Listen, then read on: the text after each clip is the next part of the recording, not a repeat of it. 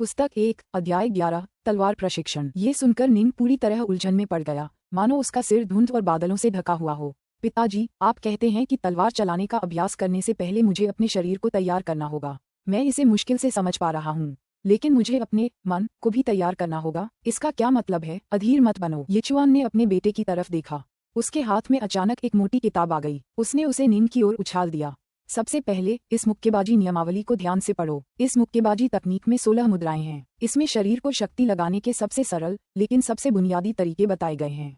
एक बार जब तुम इस मुक्केबाजी तकनीक में निपुण हो जाओगे तो तुम्हारा पूरा शरीर तुम्हारी इच्छानुसार काम करेगा और तुम आसानी से शक्ति लगा पाओगे। तलवार तुम्हारे शरीर से पैदा होती है। अगर तुम्हारा शरीर ही तुम्हारी मर्जी से काम नहीं करता तो तुम्हारी तलवार तुम्हारी मर्जी से कैसे काम कर सकती है? यिचुआन ने अपने बेटे की तरफ देखा। उसे चिंता थी कि उसका बेटा अपनी क्षमता से ज्यादा काम ले लेगा। पहले तुम्हें अपना मन शांत करना होगा। निंग को ये तर्क समझ में आ गया कि चाकू को तेज करने से काटने की प्रक्रिया धीमी नहीं होती। हाँ पिताजी, निंग ने सिर झुकाकर किताब पढ़ना शुरू करते हुए कहा। वह किताब में वर्णित मुक्केबाजी के रहस्यों का बारीकी से अवलोकन करने लगा। किताब काफी मोटी थी, लेकिन असल में ऐसा इसलिए था क्योंकि वह जानवरों के चमड़े से बनी थी, इसलिए हर पन्ना बहुत मोटा था। गहन रहस्यों को याद करने के बाद उसने प्रशिक्षण लेना शुरू कर दिया। उसके पिता उसे लगातार सलाह देते, उसकी गलतियां बताते या फिर निंग को समझाने के लिए खुद प्रदर्शन भी करते। दरअसल शैडविंड स्टेप्स में बल लगाने के कुछ सिद्धांत भी थे, लेकिन शैडविंड स्टेप्स मुख्यतः पैरों में बल लगाने के बारे में थे। चूंकि अब उसे कुछ पूर्व अनुभव हो चुका था, निंग ने अपेक्षाकृत जल्दी सीख लिया। 2 घंटे बाद थोड़ी देर आराम करो। यिचुआन ने अपने पसीने से तर बेटे की ओर देखा। भविष्य में तुम हर दिन 2 घंटे मुक्केबाजी का प्रशिक्षण लोगे, जब तक कि मैं यह न मान लूं कि तुम्हारा शरीर तलवार चलाने के लिए तैयार है। तलवार चलाने के प्रशिक्षण के लिए अपने शरीर को तैयार करना तो बस एक पहलू है, तुम्हें भी तलवार चलाने के लिए अपना मन तैयार करना होगा। यिचुआन के हाथों में 2 काली धातु की तलवारें दिखाई दी और उसने उन्हें अपने बेटे की ओर उछाल दिया। ले लो। निंग ने दोनों तलवारें ले लीं। यिचुआन ने एक खाली जगह की ओर इशारा किया। एक धातु की कठपुतली कहीं से प्रकट हुई, जिसके हाथ में एक तलवार थी। यह एक कठपुतली है, यिचुआन ने कहा। अमर मार्ग के शोधन साधक अक्सर इन कठपुतलियों को बनाने में माहिर होते हैं। ये तो एक बहुत ही साधारण कठपुतली है, जिसमें एक गुरु स्तर के हुतियन योद्धा जैसी शक्ति है। हालांकि इसका शरीर बेहद मजबूत है। पिताजी, इसके शरीर पर ये लाल धब्बे क्या हैं? निंग ने सोचा। काले धातु की कठपुतली के शरीर पर 10 से ज्यादा लाल बिंदु थे। ये लाल बिंदु उसके माथे के बीच, गले पर, छाती पर, बाहों, हाथों, पीठ और कुछ अन्य जगहों पर थे। इसके माथे पर लाल बिंदु पर छुरा घोंपने की कोशिश करो, यिचुआन ने कहा। तुम्हें तेज होना होगा। हाँ। निंग ने अपने दाहिने हाथ से जोर से वार किया। हुआ। तलवार की नोक आगे की ओर चुभ गई, लेकिन वह लाल बिंदु से लगभग 1 इंच दूर सिर पर लगी। लेकिन निंग थोड़ा चौंका। उसने साफ तौर पर लाल बिंदु पर निशाना साधा था। वह खुद को रोक नहीं पाया और 3 बार और छुरा घोंपने की कोशिश की, लेकिन नतीजा हमेशा एक जैसा, थोड़ा अलग ही रहा। क्या तुमने इसे खोज लिया है? यिचुआन ने शांति से कहा। हालांकि तुम माथे के बीचों बीच छुरा घोंपना चाहते हो, लेकिन जब तुम कोशिश करते हो तो ठीक से नहीं कर पाते। तुम ठीक से छुरा कैसे घोंप सकते हो? सबसे पहले तुम्हें अपने शरीर पर पूरी तरह से नियंत्रण रखना होगा। दूसरा, तुम्हें अनगिनत बार अभ्यास करना होगा। प्रत्येक तलवार तकनीक को 13 विशिष्ट चालों से निर्मित बताया जा सकता है। काटना, छेदना, खुरचना, झाड़ना, तोड़ना, टैप करना, चीरना, सहारा देना, अवरोधन करना, मोड़ना, उठाना, खींचना और म्यान करना। काटना, छेदना, खुरचना, झाड़ना, थपथपाना, चीरना, इनका प्रयोग आक्रमण करने के लिए किया जाता है।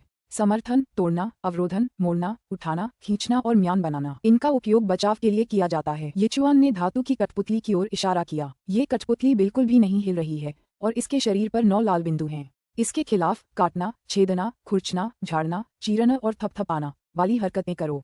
मैं तुम्हें हर एक हरकत के राज सिखाऊंगा और यह भी कि अपने हमलों के साथ तालमेल बिठाकर कैसे चलना है। हर एक बुनियादी हरकत का कम से कम 1 करोड़ बार अभ्यास करना होगा।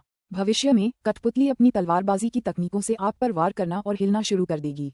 फिर आप अपनी रक्षा के लिए समर्थन, अवरोधन, मोड़, उठाना, खींचना, तोड़ना और म्यान जैसी 7 बुनियादी सुरक्षा गतिविधियों का इस्तेमाल करेंगे। आप इन सभी गतिविधियों का अभ्यास भी करोड़ों बार करेंगे। आक्रमण करना, रक्षा करना, इन दोनों से परिचित होने के बाद कठपुतली तुम्हारे विरुद्ध युद्ध में उतरेगी और तुम उससे लड़ने के लिए इन 13 संयुक्त मुद्राओं का प्रयोग करोगे।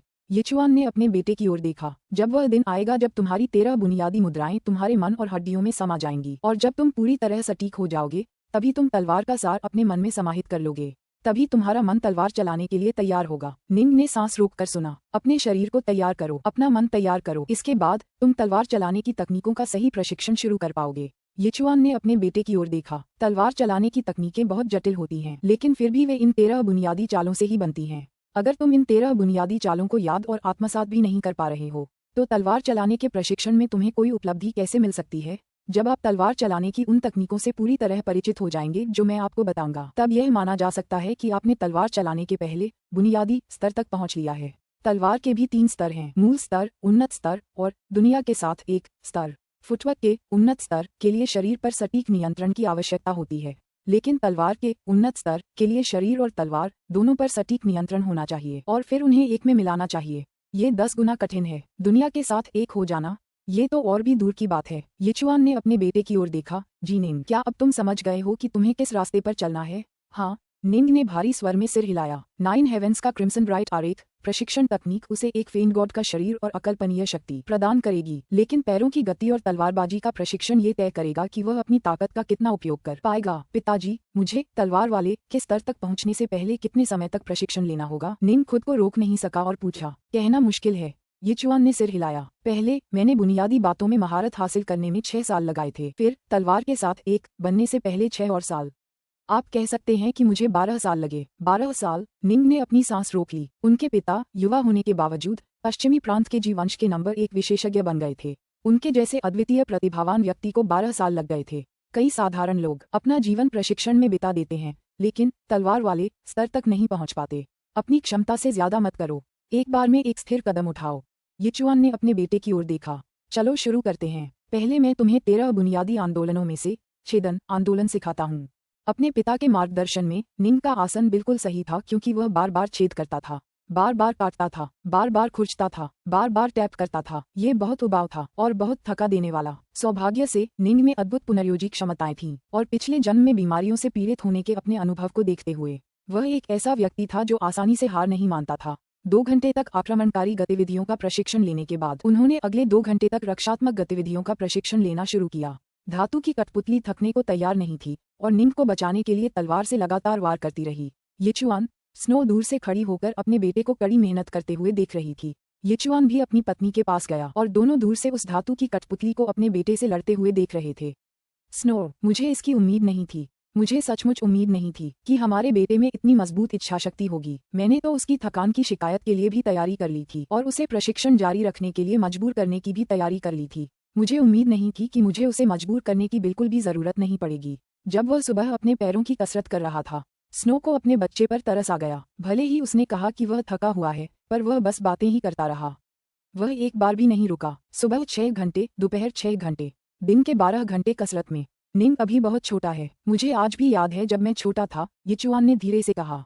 उस समय मेरे पिता मुझे प्रशिक्षण के लिए मजबूर कर रहे थे। मैं बहुत थका हुआ महसूस करता था और लगता था कि मैं लगभग टूट चुका हूँ। लेकिन जब भी मैं हार मान लेता, मेरे पिता मुझे कोड़े से पीटते। मैं हर बार अपनी तलवार निकालते या उसे छेदते समय रोता था। ये सिलसिला तब तक चलता रहा जब तक मैं 10 साल का नहीं हो गया और मेरे पिता को ईस्टलेक पर्वत के एक डायर मॉन्स्टर ने मार डाला। मेरी और मेरी माँ की प्रतिष्ठा 1000 गुना गिर गई। ये देखकर कि सब हमारे प्रति कितने उदासीन हो गए थे। और फिर मेरी माँ की बीमारी से मृत्यु हो गई। आखिरकार मैं जाग गया। अब मैं यह नहीं कहता था कि मैं थका हुआ हूँ या मुझे दर्द हो रहा है। हर दिन मैं अपने प्रशिक्षण पर ध्यान केंद्रित करता था। जिसने पहले कभी प्रशिक्षण नहीं लिया हो, वह कभी नहीं जान पाएगा कि प्रशिक्षण कितना थका देने वाला होता है। शरीर को थका देने वाला, मन को थका देने वाला। जो व्यक्ति मानसिक रूप से पर्याप्त रूप से दृढ़ नहीं है या जिसकी इच्छाशक्ति अपर्याप्त है, वह दृढ़ता से कार्य नहीं कर पाएगा। मुझे अपने बेटे की भविष्य की उपलब्धियों पर संदेह था, यिचुआन ने धीरे से कहा। हालांकि फेंट गॉड बॉडी रिफाइनिंग में उसकी योग्यता बहुत अच्छी है। अगर वह कड़ी मेहनत नहीं करता तो भी वह ज्यादा कुछ हासिल नहीं कर पाता। लेकिन अब मुझे विश्वास है कि मेरा बेटा जरूर इस दुनिया का एक सच्चा विशेषज्ञ बनेगा। वह जरूर बनेगा। अपने पति की बातें सुनकर स्नो ने अपने बेटे की ओर देखा, जो अभी भी दूर प्रशिक्षण ले रहा था। उसने धीरे से सिर हिलाया। मुझे भी विश्वास है। खुद को मजबूत होते देखना फिल्मों में दिखाए गए सुपरमैन से भी अधिक मजबूत एक अद्भुत एहसास था। 1 वर्ष बाद हुआ। दूर खड़े ब्लाइंड फिश ने 4 पत्थर हवा में उछाले। थोड़े लंबे निंग ने धनुष चढ़ाया और 5 उंगलियों में 4 तीर कसकर पकड़े। शुआ शुआ शुआ शुआ। 4 तीर एक साथ चमके, आकाश में हवा के 4 निशान छोड़ते हुए ऊपर फेंकी गई 4 चट्टानों पर लगे। 4 चट्टानें छोटे छोटे टुकड़ों में बिखरकर जमीन पर गिर गईं। अच्छा, ब्लाइंड फिश बिजली की तरह जोर से हंसते हुए पास आए। मास्टर ब्लाइंड फिश, निंग ने धनुष रख दिया। तुम मानसिक क्षेत्र में तो महारत हासिल कर ही चुके हो। तुमने तो मेरे गौरव और मेरे आनंद क्वाड शॉट कौशल में भी जल्दी ही महारत हासिल कर ली है। ब्लाइंड फिश ने सिर हिलाते हुए प्रशंसा की। तीरंदाजी में अब मेरे पास तुम्हें सिखाने के लिए कुछ नहीं बचा है। अब तुम्हें बस लगातार प्रशिक्षण लेना होगा और अनुभव हासिल करना होगा। जैसे जैसे तुम्हारी ताकत बढ़ेगी, तुम और भी शक्तिशाली तीर चला पाओगे। ये प्रशिक्षण प्रांगण अब तुम्हारे लिए बहुत छोटा है। तुम्हें किसी बड़ी, ज्यादा विस्तृत जगह पर जाकर 1, 2 या 3-4 किलोमीटर की दूरी से तीर चलाने होंगे। तुम जितनी दूर से तीर चलाओगे, तुम्हें हवा और वातावरण का उतना ही ज्यादा ध्यान रखना होगा। समझ गया? निंग ने सिर हिलाया। तीरंदाजी के लिए अत्यंत सटीकता की आवश्यकता होती है। खिंचाव की ताकत, तीर की दिशा और गुरुत्वाकर्षण के नीचे की ओर खिंचाव को भी ध्यान में रखना जरूरी था। साथ ही हवा की गति को भी ध्यान में रखना जरूरी था। हालांकि यह जटिल था, लेकिन जब तक हवा की दिशा और ताकत का अंदाजा लगाया जा सके, तब तक निशाना लगाए बिना भी निशाना साधा जा सकता था। ऐसा इसलिए था क्योंकि अनगिनत बार बार किए गए प्रशिक्षण अभ्यासों से यह सवाल पहले से ही हमारे दिमाग में घर कर चुका होता था कि किस कोण से और कैसे निशाना साधा जाए। कम से कम आज के निंग के लिए तो 500 मीटर के दायरे में उसके तीरों से एक मक्खी भी नहीं बच सकती थी। लेकिन ये पर्याप्त नहीं था। जैसे जैसे उसकी ताकत बढ़ती गई, उसके तीर भी ज्यादा शक्तिशाली होते गए। कुछ जियांटियन जीवों के तीर कई किलोमीटर तक उड़ते और फिर भी उनमें जबरदस्त ताकत होती। दूरी जितनी ज्यादा होती, सटीक निशाना लगाना उतना ही मुश्किल होता। इसके लिए और भी ज्यादा प्रशिक्षण और अनुभव की जरूरत होती। कल से मैं यहाँ नहीं आऊंगा। युवा गुरु, आप मेरे द्वारा पढ़ाए गए अब तक के सबसे प्रतिभाशाली छात्र हैं। ब्लाइंडफिश ने निंग की ओर देखा। अपनी प्रतिभा को व्यर्थ मत करो। भविष्य में आप निश्चित रूप से स्वेलो पर्वत क्षेत्र के सबसे भयानक ईश्वरीय धनुर्धर बनेंगे। पुस्तक 1, अध्याय 12, 6 वर्ष। प्रशिक्षण प्रांगण में जानवरों के फर से लदा एक युवक काली कुंद तलवार लिए खड़ा था। वह वहीं खड़ा था और उसके चारों ओर 9 लंबे चौड़े और शक्तिशाली योद्धा थे। इन सभी वीर योद्धाओं ने कवच पहने हुए थे और उनके हाथों में लंबे भाले, तलवारें, कृपाण और अन्य हथियार थे। लेकिन उनमें से किसी पर भी धार नहीं थी और न ही धार लगाई गई थी। 6 साल। निंग, जिसने 6 साल तक प्रशिक्षण लिया था, अब 10 साल का हो गया था। लेकिन क्योंकि इस जन्म में वह 9 स्वर्गों के क्रिम्सन ब्राइट आरेख के अनुसार प्रशिक्षण ले रहा था, उसकी लंबाई पहले ही 1.6 मीटर हो गई थी, जो उसके पिछले जन्म से सिर्फ 10 सेंटीमीटर कम थी। उसका रूप रंग लगभग वैसा ही था जैसा वह अपने पिछले जन्म में दिखता था। शायद यही कहावत है, किसी व्यक्ति का रूप उसके मन से जन्म लेता है। अगर कोई अंतर खोजना हो तो वह अंतर ये था कि पिछले जन्म में उसका चेहरा हमेशा रुगन पीला रहता था, जबकि इस जन्म में वह असीम जीवन और ऊर्जा से भरा था। हमेशा की तरह वही नियम। निंग ने अपने आसपास के लोगों को घूरा। उसकी नजर राक्षसों से भी ज्यादा भयानक थी। अगर तुम में से कोई भी मुझ पर वार कर सके तो हर एक को सोने का एक सिर दिया जाएगा। सावधान युवा स्वामी। हाँ, सोने का एक विशालकाय सिर। भाइयों, चलो युवा स्वामी को दिखाते हैं कि हम कितने शक्तिशाली हैं। ये बहादुर योद्धा दहाड़ने लगे। वे पश्चिमी प्रांत के जी वंश की सेनाओं के सबसे शक्तिशाली योद्धा थे। नाइनफेंग योद्धा। किसी को नाइनफेंग योद्धा की उपाधि से सम्मानित करने के लिए उसकी आंतरिक ऊर्जा का हुतियान स्तर की सीमा तक पहुंचना और साथ ही उसे युद्ध का अच्छा अनुभव होना आवश्यक था। सोने के एक जानवर के सिर का मतलब था 10 पाउंड सोना। अनगिनत कबीलों में सोने के सिक्कों का इस्तेमाल मुद्रा के रूप में होता था और इन शक्तिशाली योद्धाओं के लिए 10 पाउंड सोना एक बेहद आकर्षक प्रस्ताव था। लेकिन वे लापरवाही बरतने की हिम्मत नहीं कर पाए, क्योंकि निंग की शक्ति बहुत पहले ही पूरी सेना में फैल चुकी थी। उसने सेना में कई बार कुछ विशिष्ट सैनिकों के साथ युद्ध किया था और इस तरह निंग की क्षमता तेजी से बढ़ी थी, जैसा कि ये सभी योद्धा जानते थे। अगर 9 सबसे शक्तिशाली योद्धा भी उसके खिलाफ एकजुट हो जाएं, तो भी निंग को हराना एक मुश्किल काम होता। फिर भी ये संभव था। हाथ में कुंद काली तलवार लिए निंग चुपचाप आसपास के लोगों को देख रहा था। दरअसल जब से उसने तलवार चलाने की सबसे जटिल तकनीक, देवताओं और दानवों की 108 तलवारें सीख ली थी और उसमें इस हद तक निपुण हो गया था कि उसके पिता संतुष्टि से सिर हिलाते थे, तब से धातु की कठपुतली से युद्ध करना निरर्थक हो गया था।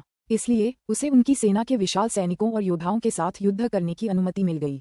युद्ध करते समय वे हमेशा कुंद हथियारों का इस्तेमाल करते थे। उसी समय उसके पिता ने उसे एक सख्त आदेश दिया था, दूसरों से युद्ध करते समय तुम्हें केवल एक ही तलवार चलाने की अनुमति है। इसके अलावा तुम्हें अपनी असली ताकत का केवल 10वां हिस्सा ही इस्तेमाल करने की अनुमति है। केवल अपनी माँ और मेरे साथ युद्ध करते समय ही तुम्हें दोनों तलवारों का इस्तेमाल करने की अनुमति है। याद रखना, ये दोनों तलवारें तुम्हारा गुप्त हथियार हैं। तुम्हें इनका इस्तेमाल तभी करने की अनुमति है जब तुम सचमुच अपने प्रतिद्वंद्वी को मारना चाहते हो। इस प्रकार हालांकि निंग की ख्याति पूरी सेना में फैल चुकी थी और उसे एक दुर्लभ प्रतिभा के रूप में स्वीकार किया जा चुका था, लेकिन ये तो बस एक छोटी सी बात थी। लेकिन युद्ध में उतरते समय निंग ने एकल तलवार तकनीक और फुटवर्क तकनीकों में अपने सभी उपलब्ध कौशल का इस्तेमाल किया। 9 योद्धाओं ने निंग को घेर लिया। उसके चारों ओर एक घेरा बनाते हुए उसे घूर रहे थे, मानो वे अपने शिकार को देख रहे हों। निंग वहीं खड़ा रहा, एक पहाड़ की तरह अविचल। शुआ, उसे घेरे हुए 9 सैनिकों में से एक अचानक आगे बढ़ा। गंजा सैनिक अपने हाथों में एक लंबा भाला लिए हुए था और सांप की तरह भाले से वार करते हुए तुरंत निंग के पास पहुंच गया। इस भयंकर भाले का सामना करते हुए निंग का शरीर लड़खड़ा गया और वह गंजे योद्धा के शरीर के पास पहुंच गया, जिससे भाला अपने निशाने से चूक गया। नजदीकी मुकाबले में भाले सबसे कमजोर थे। निंग के हाथ में पड़ी कुंद तलवार फट गई। जैसे ही तलवार उसकी ओर बढ़ी, गंजे योद्धा ने जल्दी से अपने पैरों से अपने लंबे भाले पर वार किया, जिससे भाला निंग की ओर तेजी से बढ़ गया और वह खुद निंग को घेरे हुए सैनिकों की कतार में लुढ़क गया। वाह, ये तो बहुत खतरनाक था। एक ही मुठभेड़ में मैं लगभग खत्म हो गया था। भाइयों, सावधान रहो, गंजे योद्धा ने दूसरों के पास लौटते हुए जल्दी से आवाज लगाई। निंग पहले ही उस लंबे भाले के ऊपर चढ़ चुका था और अपने आसपास के लोगों को घूर रहा था। अच्छा होगा कि तुम सब एक साथ आ जाओ, वरना तुम्हारे पास कोई मौका नहीं बचेगा। चलो ये करते हैं। 9 योद्धाओं ने शक्ति में असमानता को भांप लिया और कोई और आक्रमण नहीं किया। वे तुरंत पूरी ताकत से आगे बढ़ गए। हवा गरज रही थी, कृपाण चमक रहे थे, तलवारों की परछाइयां फुर्ती से नाच रही थीं, भाले हवा में अजगरों की तरह फुफकार रहे थे, लाठियां खूंखार बाघों की तरह टूट रही थीं। निंग पर हर तरफ से हमले हो रहे थे, जबकि निंग वहीं खड़ा था, बस कभी कभी एक कदम पीछे हट जाता या मुड़ जाता। इन छोटी छोटी हरकतों के कारण योद्धाओं के कई हमले नाकाम हो रहे थे। हथियारों के आपस में टकराने की झंझनाहट बिजली की गड़गड़ाहट जैसी सुनाई दे रही थी। जाहिर है, इन प्रहारों में बहुत जोर था। कभी कभी ये ध्वनि केवल एक फुसफुसाहट सी हल्की सी होती थी। नाइनफैंग योद्धा सचमुच अपने नाम के अनुरूप हैं। इन 9 योद्धाओं की टीमवर्क वाकई कमाल की है। अगर ये सिर्फ 5 या 6 होते तो मैं इन्हें पल भर में हरा देता, लेकिन इन 9 योद्धाओं के एक साथ काम करने से मैं पूरी तरह से असहाय हो गया हूँ। निंग के लिए इन 9 योद्धाओं के हमलों के तूफान से निपटना बहुत मुश्किल हो रहा था। आखिरकार उसके पास तो सिर्फ एक तलवार थी। इस तरह के दबाव में उसे अपनी तलवारबाजी और पैरों की तकनीकों का भरपूर इस्तेमाल करना पड़ा। तलवार चीखी। निंग को अचानक नशा सा महसूस हुआ। ठीक इसी पल उसका शरीर और उसकी तलवार एकदम सामंजस्य में लग रहे थे और उसे तलवार का शरीर भी महसूस हो रहा था, और यहाँ तक कि तेज रफ्तार से तलवार के पास से गुजरती हवा भी। कुंतकाली तलवार ने घुड़सवार सेना की कृपाण को धीरे से काटा। वह कांप उठी, लेकिन फिर एक झटके से उसने दुश्मन की धार को एक तरफ धकेल दिया और दुश्मन के नियंत्रण से बाहर कर दिया। और फिर तलवार की नोक आगे बढ़ी और योद्धा की छाती में धंस गई। योद्धा ने अपनी छाती पर दबाव महसूस किया और वह तुरंत 2 कदम पीछे हट गया, फिर बैठ गया। कुंतकाली तलवार हवा में एक घुमावदार आकृति में वार करती हुई आसानी से प्रतिद्वंद्वी के अवरोधक लंबे भाले से बच निकली और फिर सपाट तलवार गंजे योद्धा के चेहरे पर जा लगी। एक धमाके के साथ उस आदमी का एक दांत उड़कर टूट गया। समय इतनी धीमी गति से बीत रहा था जैसे पतझड़ की हवा में एक पत्ता गिर रहा हो। निंग की तलवार अचानक बेहद फुर्तीली हो गई थी और उसकी तलवार की चालें सतर्क और सूक्ष्म थीं, जो पल भर में बदल सकती थीं। जिंदगी और मौत की लड़ाई में एक क्षणिक बढ़त ही जीत में बदलने के लिए काफी होती है। इस तरह हालांकि निंग को पहले उन 9 योद्धाओं का विरोध करना बहुत मुश्किल लगता था, अब वह पलक झपकते ही उन सभी को धूल चटा सकता था। बधाई हो युवा मास्टर, बधाई हो युवा गुरु, आपकी तलवारबाजी उन्नत स्तर तलवार के साथ एक तक पहुंच गई है। योद्धा हैरान भी थे और उत्साहित भी। सभी ने उसे बधाई दी। मात्र 10 साल का एक युवक तलवारबाजी के उन्नत चरण तक पहुंच गया और तलवार के साथ एकाकार हो गया। यह उसके पिता रेनड्रॉप स्वॉर्ड जी यिचुआन की उपलब्धियों से भी ज्यादा अविश्वसनीय था। हा, निंग भी बेहद उत्साहित था।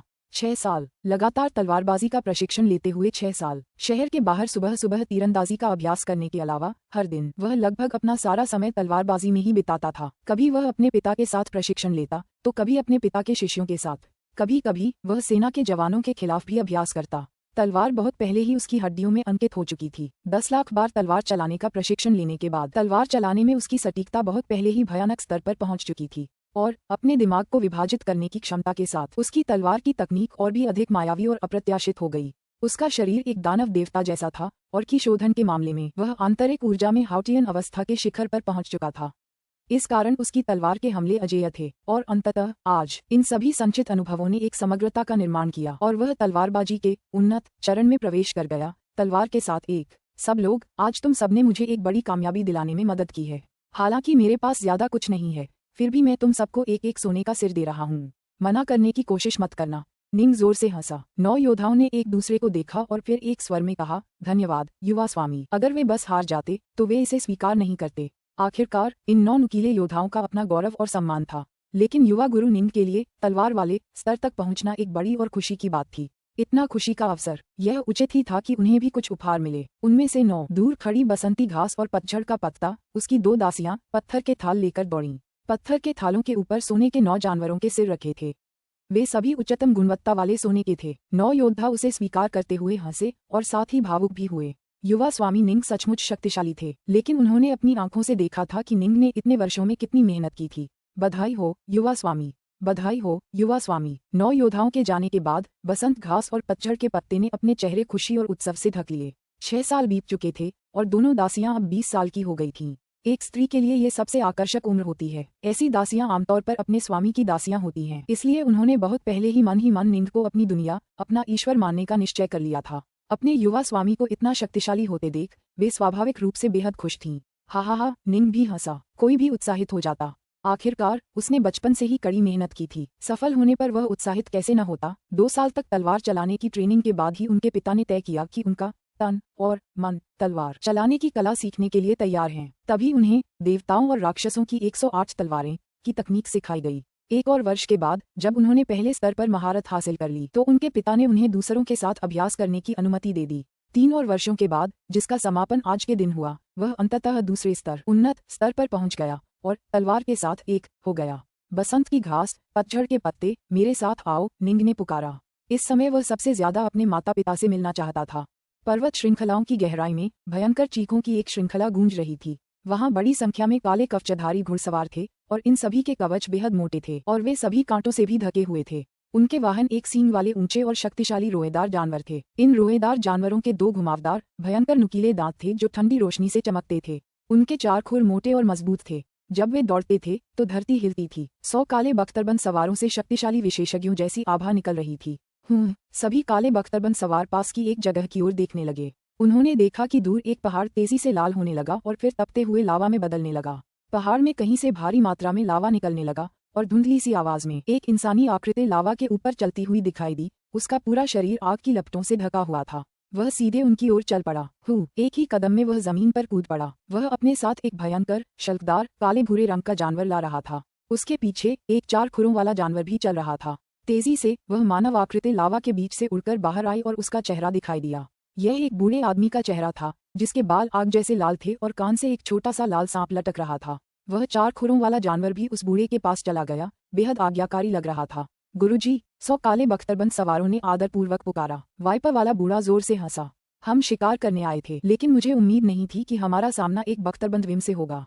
मेरी किस्मत खराब नहीं है। ये बख्तरबंद विम जियांटियन जीवन रूप बनने के बहुत करीब है। घर पहुंचने पर मुझे इसे पालने में कुछ समय लगाना होगा। गुरु गुरु, अचानक आसमान से एक आवाज गूंजी। जीली ने अपना सिर उठाया। हवा में नीले पंखों वाला एक विशाल उड़ता हुआ जानवर दिखाई दे रहा था जिसके ऊपर एक आदमी बैठा था जो एक सुंदर जानवर की खाल पहने हुए था। उड़ते हुए जानवर के तेज गति से जमीन पर उतरने के बाद सवार तुरंत कूद गया और जमीन पर गिरकर एक घुटने के बल बैठ गया।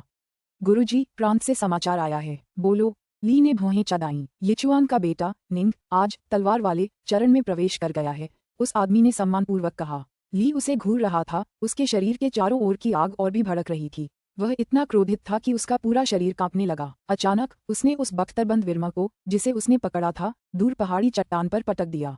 वह भारी भरकम कम से कम 10,000 पाउंड वजनी राक्षसी जानवर धुंध में बदल गया। एक धमाके के साथ वह दूर पहाड़ी चट्टान से टकराया और उस पर एक विशाल दरार दिखाई दी जो अब 100 मीटर लंबी दरारों से घिरी हुई थी। बख्तरबंद विरमा उस दरार में पड़ा था। उसके सिर से खून बह रहा था और उसके शल्क चकनाचूर हो गए थे। वह कुचलकर मर गया था। पश्चिम प्रांत शहर में वापस लौट जाओ। ली ने अंततः यह आदेश चिल्लाकर देने से पहले बहुत देर तक अपने दांत पीसते रहे। हाँ, 100 काले बख्तरबंद सवारों ने एक स्वर में कहा। हालांकि उन्हें लगा कि बख्तरबंद विम की लाश को फेंकना बहुत बड़ी बर्बादी थी, लेकिन उनके स्वामी जीली इस समय शाही गुस्से में थे। स्वाभाविक रूप से किसी ने भी उनका विरोध करने की हिम्मत नहीं की। गड़गड़ाहट गड़गड़ाहट। ली अपने 4 खुरों वाले विशाल जानवर पर सवार था और उसके पीछे उसके 100 काले बख्तरबंद सवार थे। वे गहरे रहस्यमय पहाड़ी जंगल से निकलकर तेजी से गायब हो गए और पीछे रह गए सिर्फ उस बख्तरबंद विम को जो पहाड़ की उस दरार में था जिसका खून अभी भी चट्टान से टपक रहा था। पुस्तक 1 अध्याय 13 5 प्रमुख तलवार तकनीकें। चेहरे पर एक भयावह भाव लिए ली अपनी जागीर में लौट आया। उसके पीछे 4 खुरों वाला वह जानवर था। दोनों उसकी जागीर में दाखिल हुए और नौकर चाकर और घर के पहरेदार उसे देखते ही घुटनों के बल बैठ गए या सिर झुका लिया। किसी की भी सांस लेने की हिम्मत नहीं हुई। वे सब समझ गए कि उनके मालिक ली का मूड बहुत खराब है। जो कोई उसे परेशान करेगा उसे थप्पड़ मारकर मौत के घाट उतार दिया जाएगा। पिताजी, दूर से एक आवाज आई और एक अधेड़ उम्र का आदमी जो जानवरों के फर से ढका था और जिसके बालों में दर्जनों चोटियां थीं, बाहर आया। ली ने उसकी ओर देखा। वह व्यक्ति उसका सबसे योग्य पुत्र था और वह भी जो जियांटियन जीवन रूप बन चुका था। जी जेडविच। भौहें चढ़ाकर उसने कहा, जेडविच, क्या ये सच है? मैं अभी शिकार पर गया था और कुछ ही देर बाद मुझे खबर मिली कि यिचुआन का छोटा जानवर तलवारबाजी के उन्नत चरण तलवार के साथ 1 तक पहुंच गया है। हाँ पिताजी, जेडविच ने सिर हिलाया और आह भरी। आज जी निंग और 9 नाइनफेंग योद्धाओं के बीच मुकाबला चल रहा था। मुकाबले के दौरान उसने तलवारबाजी में एक बड़ी उपलब्धि हासिल की, इसमें कोई शक नहीं है। ली ने गुस्से से कहा। स्वर्ग ने मेरे विरुद्ध मोर्चा खोल दिया है। जी ली, मेरा बड़ा भाई जी यंग मुझसे कमतर था, लेकिन अपने अहंकार के कारण मैंने उसे प्रीफेक्चर लॉर्ड का पद हथियाने दिया। उसने एक उत्कृष्ट वंशज जी यिचुआन को जन्म दिया, जिससे उसका वंश और भी स्थिर हो गया। लेकिन अब एक और भी उत्कृष्ट जी निंग उत्पन्न हुआ है, जो 6 वर्षों में तलवार वाले के स्तर तक पहुंच गया है। सिर्फ 6 सालों में तलवार वाले के स्तर तक पहुंच गया। उन अनगिनत कबीलों में से हमने जिन 3 प्रतिभाशाली लोगों को चुना है, वे तुलनात्मक रूप से उससे कहीं कमतर हैं।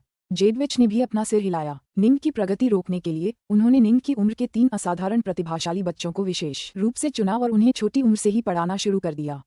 लेकिन वे फिर भी निंग से कमतर थे, बस थोड़ा सा गलत। अगर ग्रिजली सिर्फ 3 साल छोटा होता। जेडविच ने आह भरी। ग्रिजली, ली चौंका। ग्रिजली उनका पालक पुत्र था। अतीत में जब वह सेना का नेतृत्व करते हुए एक बड़े कबीले को किसी अपराध के लिए दंडित करने गया था, तो उसका सामना एक महादैत्य गोल्डन ग्रिजली भालू से हुआ था। एक भयंकर और भयानक युद्ध के बाद गोल्डन ग्रिजली भालू अंततः हारकर भाग गया था।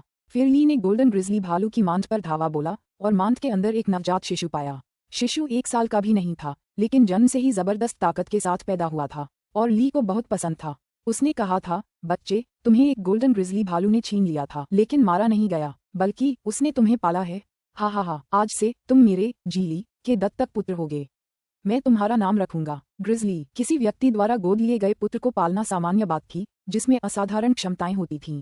जब ग्रिजली को घर वापस लाया गया तो पता चला कि वह 1 साल का हो गया है। अब वह 13 साल का हो गया था। ली ने ग्रिजली को एक भयानक राक्षसी जानवर की तरह पाला पोसा। उसे बचपन से ही जानवरों से लड़ने के लिए प्रेरित किया और कभी कभी तो राक्षसी जानवरों से भी। स्वाभाविक रूप से उन्होंने ग्रिजली को सबसे उपयुक्त प्रशिक्षण विधियां भी सिखाईं। पिछले वर्ष इन सभी लड़ाइयों के बीच ग्रिजली कृपाण के साथ एक की स्थिति तक पहुंच गया था। स्वर्ण तलवार समारोह हर 4 साल में आयोजित होता है। इस साल भी एक होगा। जेडविच ने आंखें से खोल लीं। अब से 4 साल बाद एक और होगा। अगले 4 सालों में ग्रिजली 17 साल का हो जाएगा। केवल 16 साल और उससे कम उम्र के लोग ही स्वर्ण तलवार समारोह में भाग ले सकते हैं। 4 साल बाद ग्रिजली इसमें भाग भी नहीं ले पाएगा। निंग को रोकना तो दूर की बात है। ली ने बुदबुदाते हुए कहा, इस समय हमारी एकमात्र आशा यही है कि जिन 3 छोटे बच्चों को मैंने गोद लिया है, वे अगले 4 वर्षों में जियांटियन जीवन रूप बन सकेंगे। ठीक है, जेडविच ने सिर हिलाया। मैंने व्यक्तिगत रूप से सभी जनजातियों में से उन तीनों को की शोधन के लिए सबसे उपयुक्त माना है। वे बहुत पहले ही हाउटियन स्तर के शिखर पर पहुंच चुके हैं। अगर उनमें से एक भी जियांटियन स्तर तक पहुंच जाता है तो हमारी जीत पक्की है। ली ने भी सिर हिलाया। एक जियांटियन की रिफाइनर जादुई खजानों का इस्तेमाल करने में सक्षम है और निश्चित रूप से जीतेगा। बस जियांटियन जीवन रूप बनना बहुत मुश्किल है। जेडविच ने धीरे से कहा, हम बस इंतजार कर सकते हैं और देख सकते हैं कि भाग्य क्या देता है। ली ने हल्के से सिर हिलाया। हालांकि वे प्रीफेक्चर लॉर्ड पद के लिए संघर्ष कर रहे थे। जी ली और जी जेडविच ने जी निंग को मारने के बारे में कभी सोचा भी नहीं था। इस विशाल दुनिया में किसी भी कबीले के जीवित रहने के लिए उनका एकजुट होना जरूरी था और भ्रातृहत्या तो बिल्कुल वर्जित थी। इसके अलावा निंग को पहले ही संभावित उत्तराधिकारी के रूप में चुन लिया गया था। अगर किसी ने जी निंग को मारने के लिए कोई दुष्ट तरीका अपनाने की हिम्मत की तो जी कबीले के 5 प्रीफेक्चर के सभी लोग मिलकर हत्यारे को सजा देने के लिए तैयार हो जाएंगे।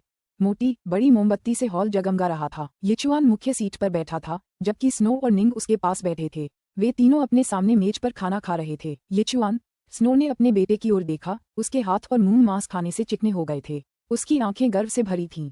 हमारे बेटे निंग ने 3 सालों में बुनियादी बातों में महारत हासिल कर ली और अगले 3 सालों में तलवार के साथ एक बन गया। लगता है अब उसके लिए प्रीफेक्चर लॉर्ड का पद हासिल करना आसान होगा। एक रामशौन प्याला पकड़े हुए यिचुआन ने हल्के से सिर हिलाया। जब निंग ने दूसरों के साथ युद्ध किया तो उसने केवल अपनी आंतरिक शक्ति का उपयोग किया। उसने 9 स्वर्गों का क्रिम्सन ब्राइट आरेख, जो कि number 1 faint god body refining विधि है, की कोई शक्ति का उपयोग नहीं किया। और इसके अलावा बाहरी लोगों के साथ युद्ध करते समय निंग ने केवल एक ही तलवार का उपयोग किया है। अन्य लोग नहीं जानते थे कि निंग कितना शक्तिशाली था, लेकिन यिचुआन और उसकी पत्नी को अच्छी तरह पता था कि उनका बेटा कितना सक्षम था।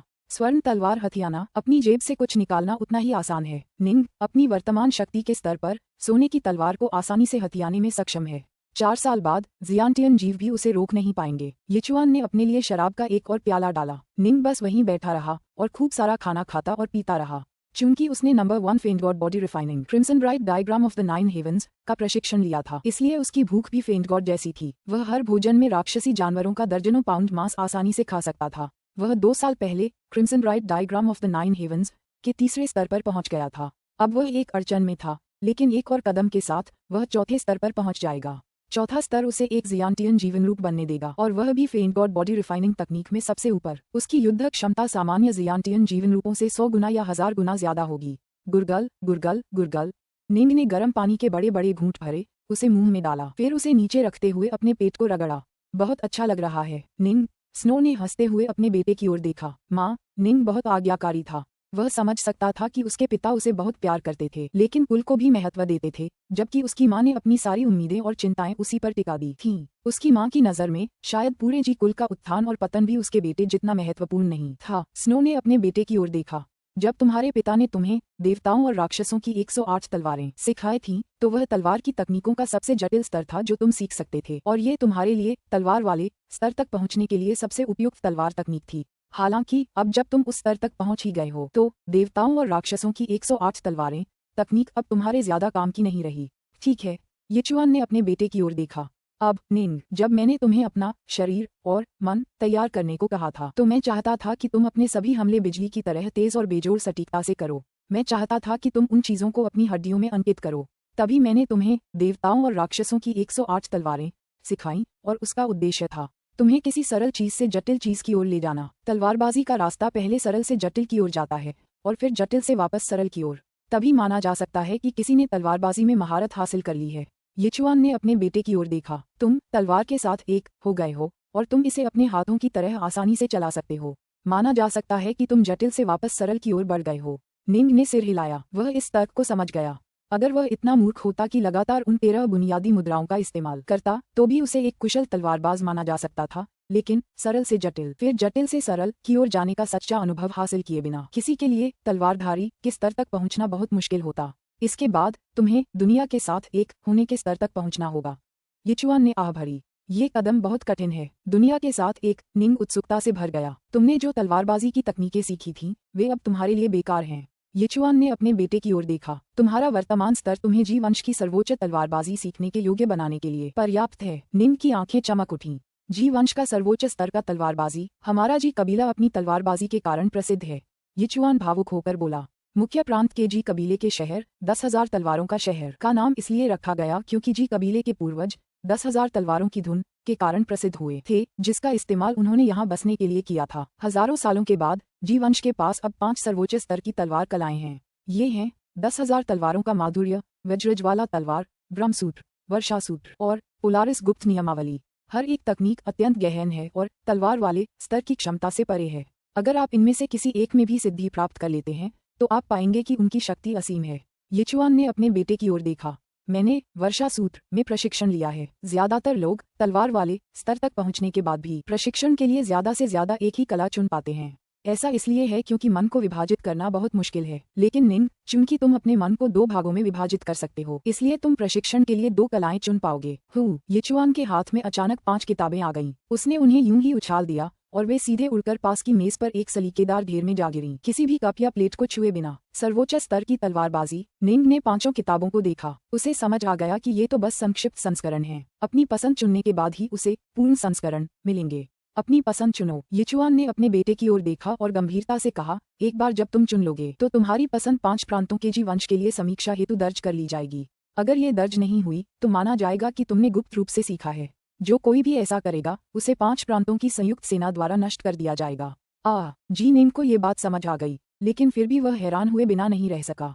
तो फिर ऐसा क्यों है कि मैंने जो crimson right diagram of the 9 heavens तकनीक सीखी थी, उस पर ऐसा कोई प्रतिबंध नहीं था। हालांकि 9 स्वर्गों का क्रिम्सन राइट आरेख तकनीक फेनगॉड बॉडी रिफाइनिंग में नंबर 1 है। ये बेहद व्यापक है। जी कबीले के स्तर पर लगभग सभी जनजातियों के पास इसकी एक प्रति है। इसलिए अगर हमारी प्रति लीक हो भी जाए तो कोई बात नहीं। यिचुआन ने अपने बेटे की ओर देखा। ज्यादातर की रिफाइनिंग विधियां और फेनगॉड बॉडी रिफाइनिंग विधियां बहुत मूल्यवान नहीं हैं। प्रत्येक कबीले की केवल परम तकनीकों पर ही कड़े प्रतिबंध हैं, जैसे यहाँ की 5 तलवार तकनीकें। स्वेलो माउंटेन के आसपास के क्षेत्र में इनमें से 4 तकनीकें केवल हमारे जी कबीले के पास ही हैं। केवल पोलारिस सीक्रेट मैनुअल ही एक अन्य संस्था ब्लैक फ्लेम संप्रदाय के पास भी है। निंग ने सिर हिलाया। वह जानता था कि स्वेलो पर्वत के आसपास के क्षेत्र में यहाँ तैनात ग्रैंड जिया राजवंश की सेनाओं के अलावा कुल मिलाकर 5 अन्य प्रभुत्वशाली शक्तियां थीं। जी कबीला भी उनमें से एक था। ये 6 आधिपत्यवादी लगातार युद्ध में लगे रहे, लेकिन उनमें से किसी ने भी ग्रैंड जिया राजवंश की सेनाओं को अपमानित करने का साहस नहीं किया। ठीक है। निंग ने तुरंत अपना सिर नीचे किया और इन 5 उच्च स्तरीय तलवारबाजी तकनीकों को पढ़ना शुरू कर दिया। अगर कोई व्यक्ति तलवारधारी स्तर का हो और उसके पास इस तरह की उच्च स्तरीय तलवारबाजी तकनीक भी हो, तो उसकी शक्ति निश्चित रूप से कई गुना बढ़ जाएगी। रेनड्रॉप सूत्र। निंग ने सबसे पहले इसी पर ध्यान दिया। यह वही उच्च स्तरीय तकनीक थी जिसने उसके पिता को प्रसिद्ध बनाया था। आखिरकार उनके पिता का उपनाम रेनड्रॉप स्वॉर्ड था। पुस्तक 1 अध्याय 14 पिंजरा वर्षा सूत्र। इसके पीछे का सिद्धांत उस कहावत जैसा था, टपकता पानी अंततः चट्टान को भेदकर सुरंग बना सकता है। इसके हमले हल्के मगर अटूट थे, मानो आंधी तूफान में आसमान से गिरती बारिश की बूंदों की तरह अंतहीन, जिससे दुश्मन के लिए बचना भी मुश्किल हो जाता था। बदले में इसकी सुरक्षा पूरी तरह से वायुरोधी थी, और साथ ही जब करोड़ों बूंदें एक बिंदु पर एकत्रित होती तो यह एक भयानक विस्फोटक शक्ति का निर्माण कर सकती थी। पानी की साधारण बूंदें भी अंततः चट्टान को भेद सकती थीं। बारिश की बूंदों में तब्दील हो चुकी तलवार में स्वाभाविक रूप से एक अडिग शक्ति होती। रेनड्रॉप सूत्र सचमुच गहन और अद्भुत है। निंग ने इसे पढ़ते हुए सिर हिलाया, फिर दूसरी किताब पोलारिस सीक्रेट मैनुअल उठा ली। पोलारिस सीक्रेट मैनुअल पौराणिक पोलारिस स्वॉर्ड मैनुअल का एक हिस्सा था। इसे 7 अलग अलग तलवारों के स्टांस में विभाजित किया गया था, जिन्हें डुबे, मेराक, फेका, मैग्रेज, अलियोथ, मिजार और अल्काइड कहा जाता था। इन 7 प्रमुख तलवारों के स्टांस में सितारों की शक्ति समाहित थी। ये स्टांस पेटू अल्काइड वुल्फ स्वॉर्ड जितने क्रूर और बर्बर हो सकते थे, या बेहद कोमल और बेहद भयावह मेलोडियस मैग्रेज स्वॉर्ड जैसे। तलवार चलाने की तकनीक अत्यंत रहस्यमय थी तथा इससे बचाव करना बहुत कठिन था। क्या बढ़िया तलवारबाजी तकनीक है, निंग ने पढ़ते हुए आश्चर्य से आह भरी, फिर बाकी 3 किताबें उठा लीं। थंडरफ्लेम तलवार यह एक ऐसी चीज थी जो जीववंश के पूर्वजों को दुनिया में कहीं और घूमते और प्रशिक्षण लेते समय सौभाग्य से मिल गई थी। उन्हें एक किताब का आधा जला हुआ अवशेष मिला था और उसमें लिखे शब्द बहुत स्पष्ट नहीं थे। शीर्षक पर केवल 2 शब्द ही दिखाई दे रहे थे, थंडरफ्लेम। इसके अलावा वे किताब से केवल 3 पूर्ण तलवारबाजी ही पुनः प्राप्त कर पाए थे।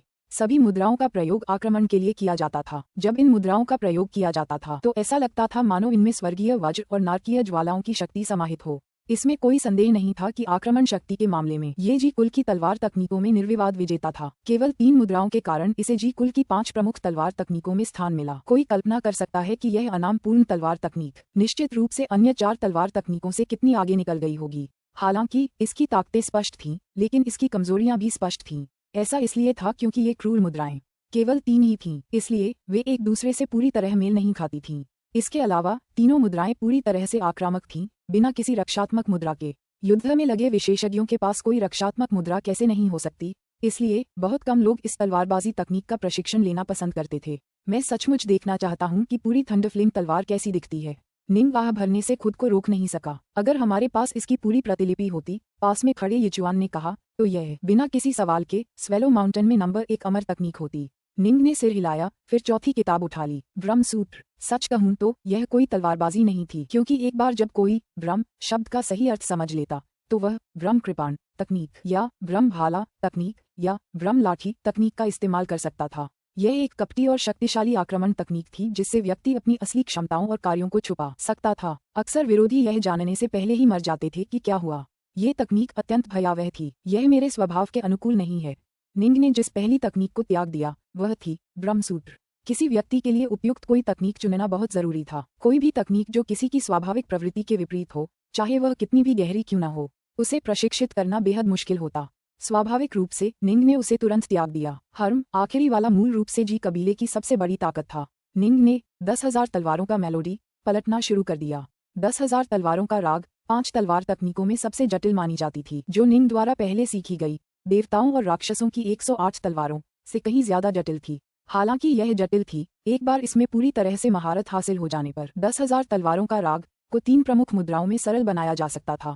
एक तलवार 10,000 परछाइयां मुद्रा 10,000 तलवारें एक हो जाती हैं, और 10,000 तलवारों का राग। निंग ने सोचते हुए अपनी आंखें बंद कर लीं। सबसे विस्मयकारी और सबसे जटिल या शायद सबसे सरल होने के संदर्भ में ये 10,000 तलवारों का मेलोडी होगा। सबसे अधिक कपटी और सबसे अधिक कठिन होने के संदर्भ में ये ब्रह्मसूत्र होगा। सबसे रूढ़िवादी होने के संदर्भ में ये पोलारिस सीक्रेट मैनुअल होगा। सबसे बड़ी रक्षा के संदर्भ में ये रेनड्रॉप सूत्र होगा। सबसे शक्तिशाली हमले और सबसे गहरे सबसे गहन सिद्धांतों के संदर्भ में ये थंडरफ्लेम तलवार होगी। सबसे पहले ब्रह्मसूत्र को बाहर रखा जा सकता है।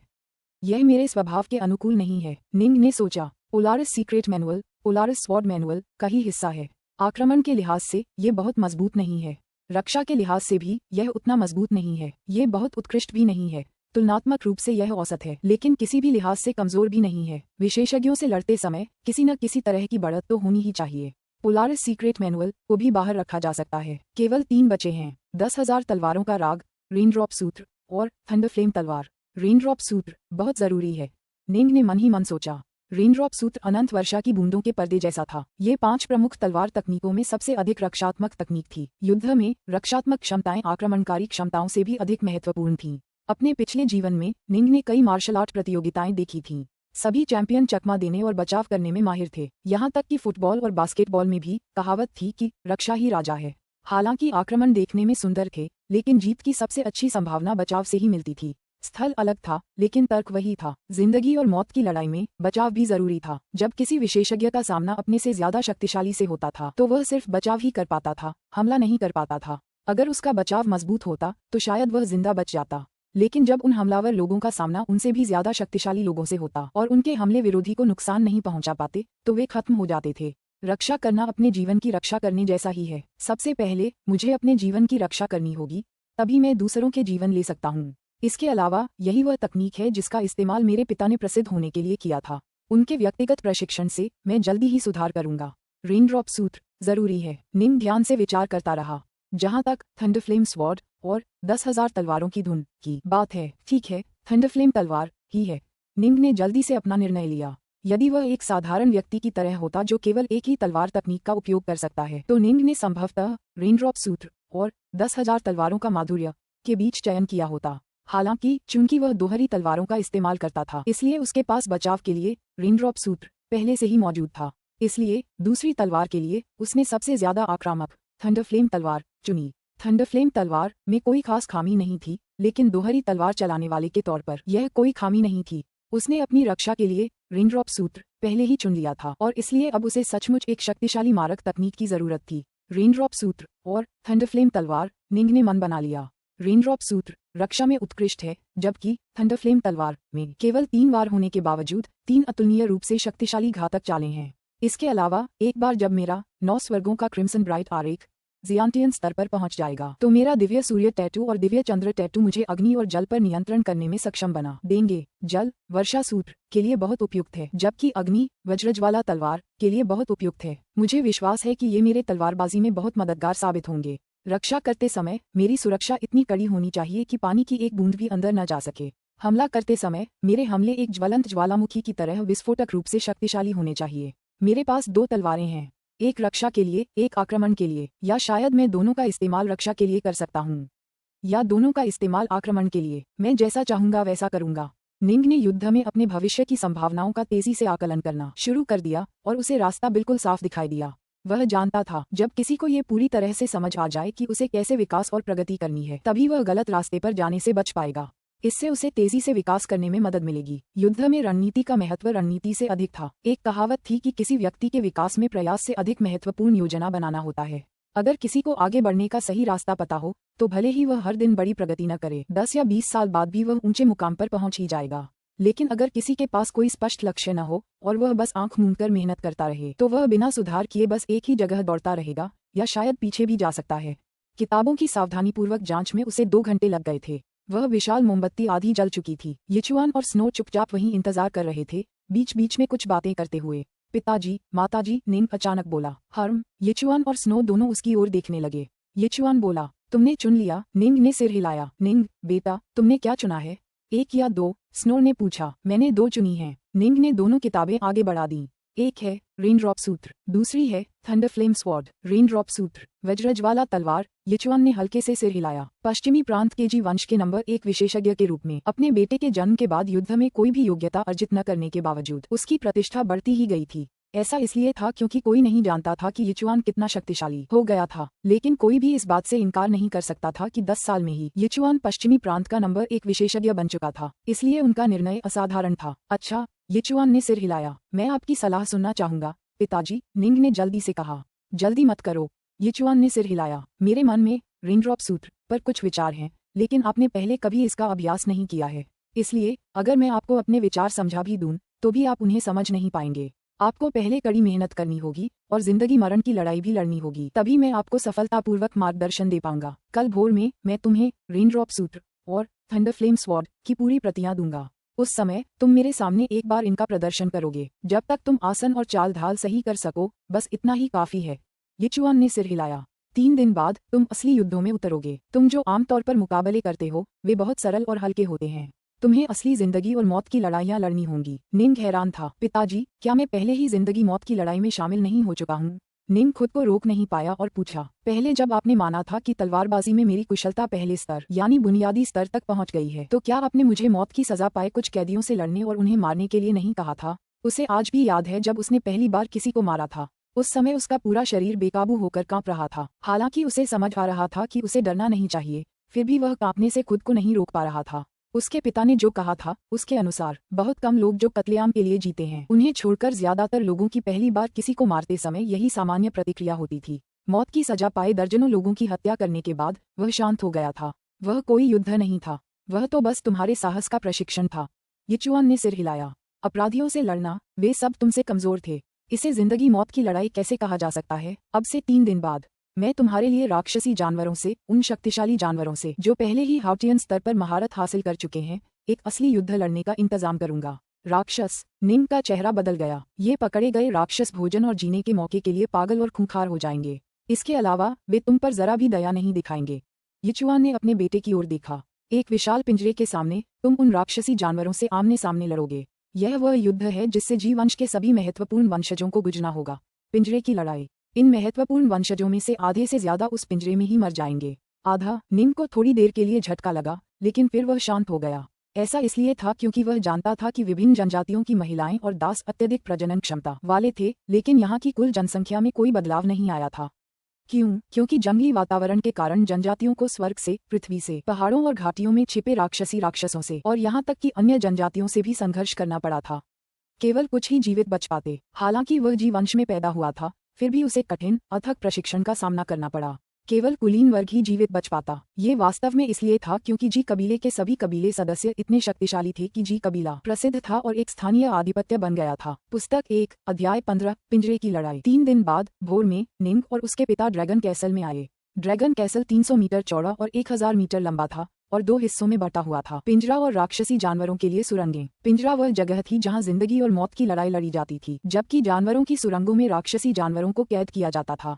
चूंकि ड्रैगन कैसल के अंदर कई राक्षसी जानवर रहते थे, इसलिए ये बेहद खतरनाक था। इसीलिए इसे शहर के बाहर बनाया गया था। Dragon castle. पिंजरे के भीतर। निंग पिंजरे में घुसा और चारों ओर देखा। ये 200-300 मीटर व्यास का एक खाली क्षेत्र था। चारों दीवारें किसी न किसी तरह की काली धातु से बनी थीं और उसके ऊपर काली धातु की जंजीरें थीं जो एक धातु का जाल बना रही थीं, जिससे कोई भी भाग नहीं सकता था। ये जगह पूरी तरह से सील है। यिचुआन, जिससे हल्की सी ठंडी आभा निकल रही थी, बोला। दीवारें काले पानी के लोहे से बनी हैं। हालांकि काले पानी का लोहा कोई खास कीमती पदार्थ नहीं है, फिर भी ज्यादातर शुरुआती जियांटियान के लिए इतनी मोटी काले पानी के लोहे की दीवार को तोड़ना बहुत मुश्किल होगा। ऊपर दी गई मोटी जंजीरों की बात करें तो वे भी काले पानी के लोहे से बनी हैं। अपनी ताकत के बल पर, अगर आपको 9 स्वर्गों के क्रिम्सन ब्राइट आरेख में मौजूद शक्ति का इस्तेमाल करना है और अपनी पूरी ताकत लगानी है, तो आपको जंजीरों को तोड़ने में सक्षम होना चाहिए। लेकिन कई जंजीरों से बना ऐसा जाल भागने के लिए पर्याप्त जंजीरें तोड़ने में आपको शायद 10 सांसें लग जाएंगी। निंग ने सिर हिलाया। देखो, यिचुआन ने जंजीरों के जाल के ऊपर हवा की ओर इशारा किया। उसके पार एक देखने का मंच था। तुम्हारी माँ और मैं, साथ ही तुम्हारे चाचा व्हाइट, वहाँ तुम्हें देख रहे होंगे। यिचुआन ने ठंडे स्वर में कहा। सावधान रहो, स्नो ने अपने बेटे को प्रोत्साहित किया। दहाड़। बर्फ सफेद कुत्ते ने भी निंग की ओर देखा। उसकी आंखें प्रोत्साहन और प्रत्याशा से भरी थीं। ये बर्फ सफेद कुत्ता उसके पिता यिचुआन का आजीवन दोस्त था और उसका अपना अंकल व्हाइट भी। कुल मिलाकर उसके पिता ने 2 डायरे मॉन्स्टर्स को वश में किया था। एक तो वह विशालकाय काला अजगर था जिसे अंकल ब्लैक कहते थे। दूसरा एक बर्फ सफेद कुत्ता था, उसका अंकल व्हाइट। बुद्धि का एक स्तर प्राप्त करने पर जानवर प्राकृतिक ऊर्जा को अवशोषित करना शुरू कर सकते हैं और राक्षसी जानवरों में बदल सकते हैं। राक्षसी जानवर रूपांतरण की कठिन कला में पारंगत होने के बाद जियांटियन स्तर पर प्रवेश करते और जियांटियन जीवन रूप बन जाते, तभी उन्हें डायर मॉन्स्टर माना जाता। सामान्यतः डायर मॉन्स्टर अंकल ब्लैक जैसे मनुष्यों में रूपांतरित होने में सक्षम होते थे, लेकिन राक्षसी जानवरों के बीच एक बहुत ही अनोखा प्राणी था, गॉड बीस्ट्स। देव जानवर जादुई जानवर थे जिनमें अतीत के प्राचीन दुष्ट देवताओं के कुछ वंश शामिल थे। वे जन्मजात बुद्धिमान थे और उनके पास शक्तिशाली प्राकृतिक उपहार थे। उनकी ताकत सामान्य राक्षसी जानवरों से कहीं अधिक थी। उन्हें मानव रूप धारण करना भी बेहद कठिन लगता था और अलग अलग देव जानवरों के लिए कठिनाई का स्तर भी अलग अलग था। कुछ को मानव रूप धारण करने से पहले जिफू स्तर तक पहुंचना जरूरी था, कुछ को वांशियांग स्तर तक पहुंचना जरूरी था, कुछ उससे भी ऊंचे। अंकल व्हाइट वाटर हाउंड प्रकार के एक गॉड बीस्ट थे और मानव रूप धारण करने और मानव भाषा में बोलने से पहले उन्हें जिफू स्तर तक पहुंचना था। हालांकि निंग और व्हाइट वाटर हाउंड एक दूसरे के बेहद करीब थे, क्योंकि अपने शिक्षक ब्लाइंडफिश से तीरंदाजी सीखने के बाद निंग हर सुबह व्हाइट वाटर हाउंड के साथ पश्चिमी प्रांत के बाहर जंगलों में तीरंदाजी का प्रशिक्षण लेता था। यिचुआन अपने बेटे के अकेले बाहर जाने से चैन से नहीं रह पा रहा था, इसलिए उसने जियांटियन जीवन रूप व्हाइट वाटर हाउंड से उसकी रक्षा करने के लिए कहा। जियांटियन स्तर के देव जानवर की शक्ति वाकई भयानक थी। व्हाइट वाटर हाउंड ही एक कारण था जिसकी वजह से पश्चिमी प्रांत के जी कबीले में यिचुआन को इतना ऊंचा स्थान और प्रतिष्ठा प्राप्त थी। बस देखो, निंग के होठों पर मुस्कुराहट फैल गई। गर्जना, व्हाइट वाटर हाउंड ने भी गुर्राहट की। फिर यिचुआन और स्नो के पीछे पीछे संकरी पगडंडी तक चला गया। जल्द ही वे देखने के मंच पर पहुंच गए। निंग ने हल्की सांस ली और अपने चारों ओर देखते हुए खुद को शांत किया। मुझे ऐसा क्यों लग रहा है जैसे मैं कोलिजियम में हूँ? निंग ने मन ही मन बुदबुदाया। यहाँ युद्ध के लिए एक जगह है और एक देखने का मंच भी है।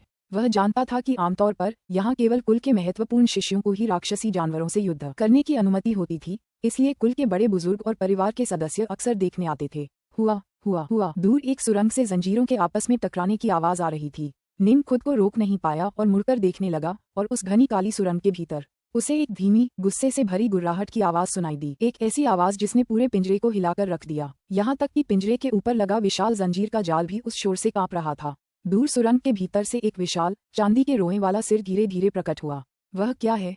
निंग ने ध्यान से देखा। निंग, यिचुआन ने पिंजरे के ऊपर बने मंच से ठंडे स्वर में कहा, आप number 1 faint god body refining में प्रशिक्षण लेते हैं, इसलिए मैंने विशेष रूप से आपके लिए एक अत्यंत शक्तिशाली राक्षसी जानवर चुना है जो फेंट गॉड्स की वंशावली से है। एक हाउलिंग मूनवुल्फ। निंग की आंखें चौड़ी हो गईं जब उसने अपने पिता को ऊपर देखा। उसके चेहरे पर आश्चर्य का भाव था। एक ऐसा जानवर जो दुष्ट देवताओं के वंश पर अधिकार रखता था, तो फिर वह एक गॉड बीस्ट होगा, है ना? लेकिन ये बात तो समझ में आती है। गॉड बीस्ट एक प्रकार के राक्षसी जानवर थे। विशाल दुनिया में अभी भी काफी संख्या में हुटियन स्तर के गॉड बीस्ट विचरण करते थे, जैसे कि armoured worm, earthquake rhino, howling moonwolf, red clawed golden raven, thundersea उल्लू या व्हाइट वाटर हाउंड। सामान्यतः हर 1000 हुटियन स्तर के गॉड बीस्ट में से केवल एक ही जियांटियन जीवन रूप स्तर तक पहुंच पाता था। धातु की खंखती आवाज जारी रही। निंग ने अपना ध्यान नहीं खोया। वह दीवार में बनी विशाल सुरंग को घूरता रहा। उसे पता था कि शायद दूसरी तरफ जंजीरें हटाई जा रही हैं। जंजीरें हटाते ही हाउलिंग मूनवुल्फ आजाद हो जाएगा। पैंग, फर्श पर धातु की जंजीरों के टकराने की आवाज। निंग ने अपनी सांस रोक ली। दूर सुरंग से एक विशालकाय जीव धीरे धीरे बाहर निकला। उसका पूरा शरीर सुंदर चांदी के फर से ढका हुआ था। वह 2 मीटर से ज्यादा लंबा था और उसके कदम सुंदर थे। उसने दूर खड़े उस नन्हे से नर को घूरा। एक नर मानव। राक्षसी जानवरों की एक विशेष प्रजाति, एक देव जानवर होने के नाते उसकी बुद्धि मनुष्यों से कम नहीं थी। वह जानता था कि इस पिंजरे में प्रवेश करने के केवल 2 ही परिणाम हो सकते हैं। पहला, इस मानव को मारकर जीवित रहना। दूसरा, इस मानव युवक द्वारा मारा जाना। उसने यहाँ पहली बार मेरे लिए एक गॉड बीस्ट चुना था। निंग ने अपना दाहिना हाथ बढ़ाया और उसमें कहीं से एक तलवार प्रकट हुई, ठंडी रोशनी से चमक रही थी। तो चलो इसे मार डालते हैं। हाउलिंग मूनवुल्फ का विशाल शरीर लगभग 10,000 पाउंड वजनी था, लेकिन जैसे जैसे वह दूरी कम करता गया, उसके चारों पैर बड़ी फुर्ती से हिलते रहे। उसकी लंबी, संकरी आंखें इस मानव युवक का निरीक्षण कर रही थीं। निंग हाथ में तलवार लिए एक एक कदम आगे बढ़ा। दोनों के बीच की दूरी जल्दी ही बढ़ गई। शुआ, हाउलिंग मूनवुल्फ की चाल अचानक सुंदर से क्रूर में बदल गई, और जब वह निंग पर झपटा तो वह अचानक धुंधली हो गई और उसके पहले नर्म पंजे में भी अचानक तेज पंजे निकल आए। स्वूश! उस नाजुक पल में निंग अचानक हवा की तरह फुर्ती से हिल गया और हाउलिंग मूनवुल्फ के झपट्टे को चकमा दिया और फिर अपने हाथ में पकड़ी तेज तलवार से वार किया। वार बेहद जोरदार और सीधा था और बिजली की तरह तेज भी। अगर वार हाउलिंग मूनवुल्फ के शरीर पर लग जाता तो वह मूनवुल्फ की आक्रमण शक्ति से उसका शरीर चीर सकता था। जैसे ही उसने वार किया, निंग का चेहरा अचानक बदल गया। तलवार की नोक पर एक शक्तिशाली अवरोधक बल लगा था। हाउलिंग मूनवुल्फ के फर ने तलवार की नोक को रोक दिया था, जिससे वह अंदर नहीं जा पा रही थी। उसी समय हाउलिंग मूनवुल्फ ने अचानक अपनी पूंछ निंग की ओर बढ़ा दी। समय रहते बच न पाने के कारण निंग ने जल्दी से अपनी तलवार से उसे रोक लिया। टकराना। मूनवुल्फ की पूंछ किसी भारी लोहे के चाबुक की तरह ब्लेड से टकराए और उसके जोरदार प्रहार से निंग उड़ गया। उसका शरीर दूर काले पानी की लोहे की दीवार से जोरदार धमाके के साथ टकराया। धमाका। मोटी दीवार जोर से कांप उठी। दहाड़। हाउलिंग मूनवुल्फ ने तुरंत एक और झपट्टा मारा और अपने पंजों से निंग पर वार किया।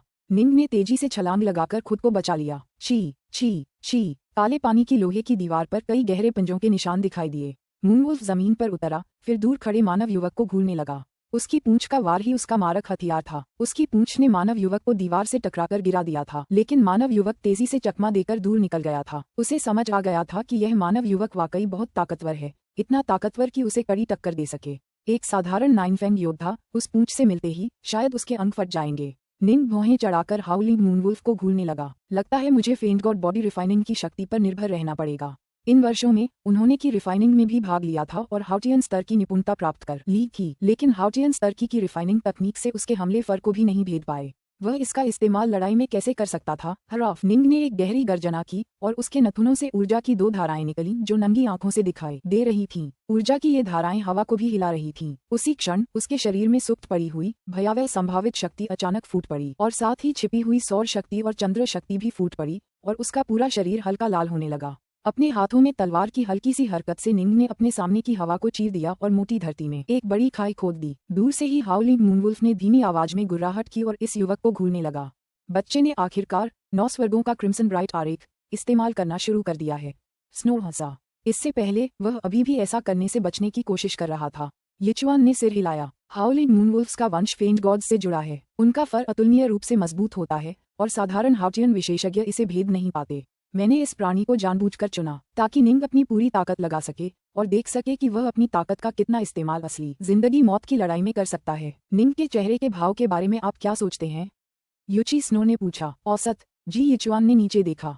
वह काफी शांत है। अपने हाथ में तलवार घुमाते हुए निंग धीरे धीरे हाउलिंग मूनवुल्फ की ओर चला और उसके चारों ओर चक्कर लगाने लगा। मूनवुल्फ ने भी निंग को घूरा और जल्दबाजी में हमला न करने का फैसला किया, क्योंकि एक बार हमला करने पर उसकी अपनी कमियां भी उजागर हो जाती। यही वो पल होता जो जिंदगी और मौत का फैसला करता। हम्फ। बिना किसी हिचकिचाहट के निंग अचानक मूनवुल्फ के पीछे आगे बढ़ा। उसका शरीर धुंधला हो गया। चीख के साथ हाउलिंग मूनवुल्फ भी तुरंत उस पर झपटा। अपना विशाल मुंह खोला और अपने नुकीले दांत दिखाए। उसके तीखे पंजों ने निंग को भी चीर डाला। शुआ। तलवार की चमक। एक तलवार की परछाई हवा में तेजी से वार कर रही थी, 9 बार दिशा बदलते हुए कम दूरी पर वार कर रही थी। उसकी गति भयानक रूप से तेज थी, इतनी तेज कि मानो शून्य भी उसके साथ कट रहा हो। ची ची ची ची ची। चमकती तलवार ने मूनवुल्फ की छाती पर वार किया, एक गहरा घाव बना दिया और तुरंत ताजा खून बहने लगा। ब्लॉक करें।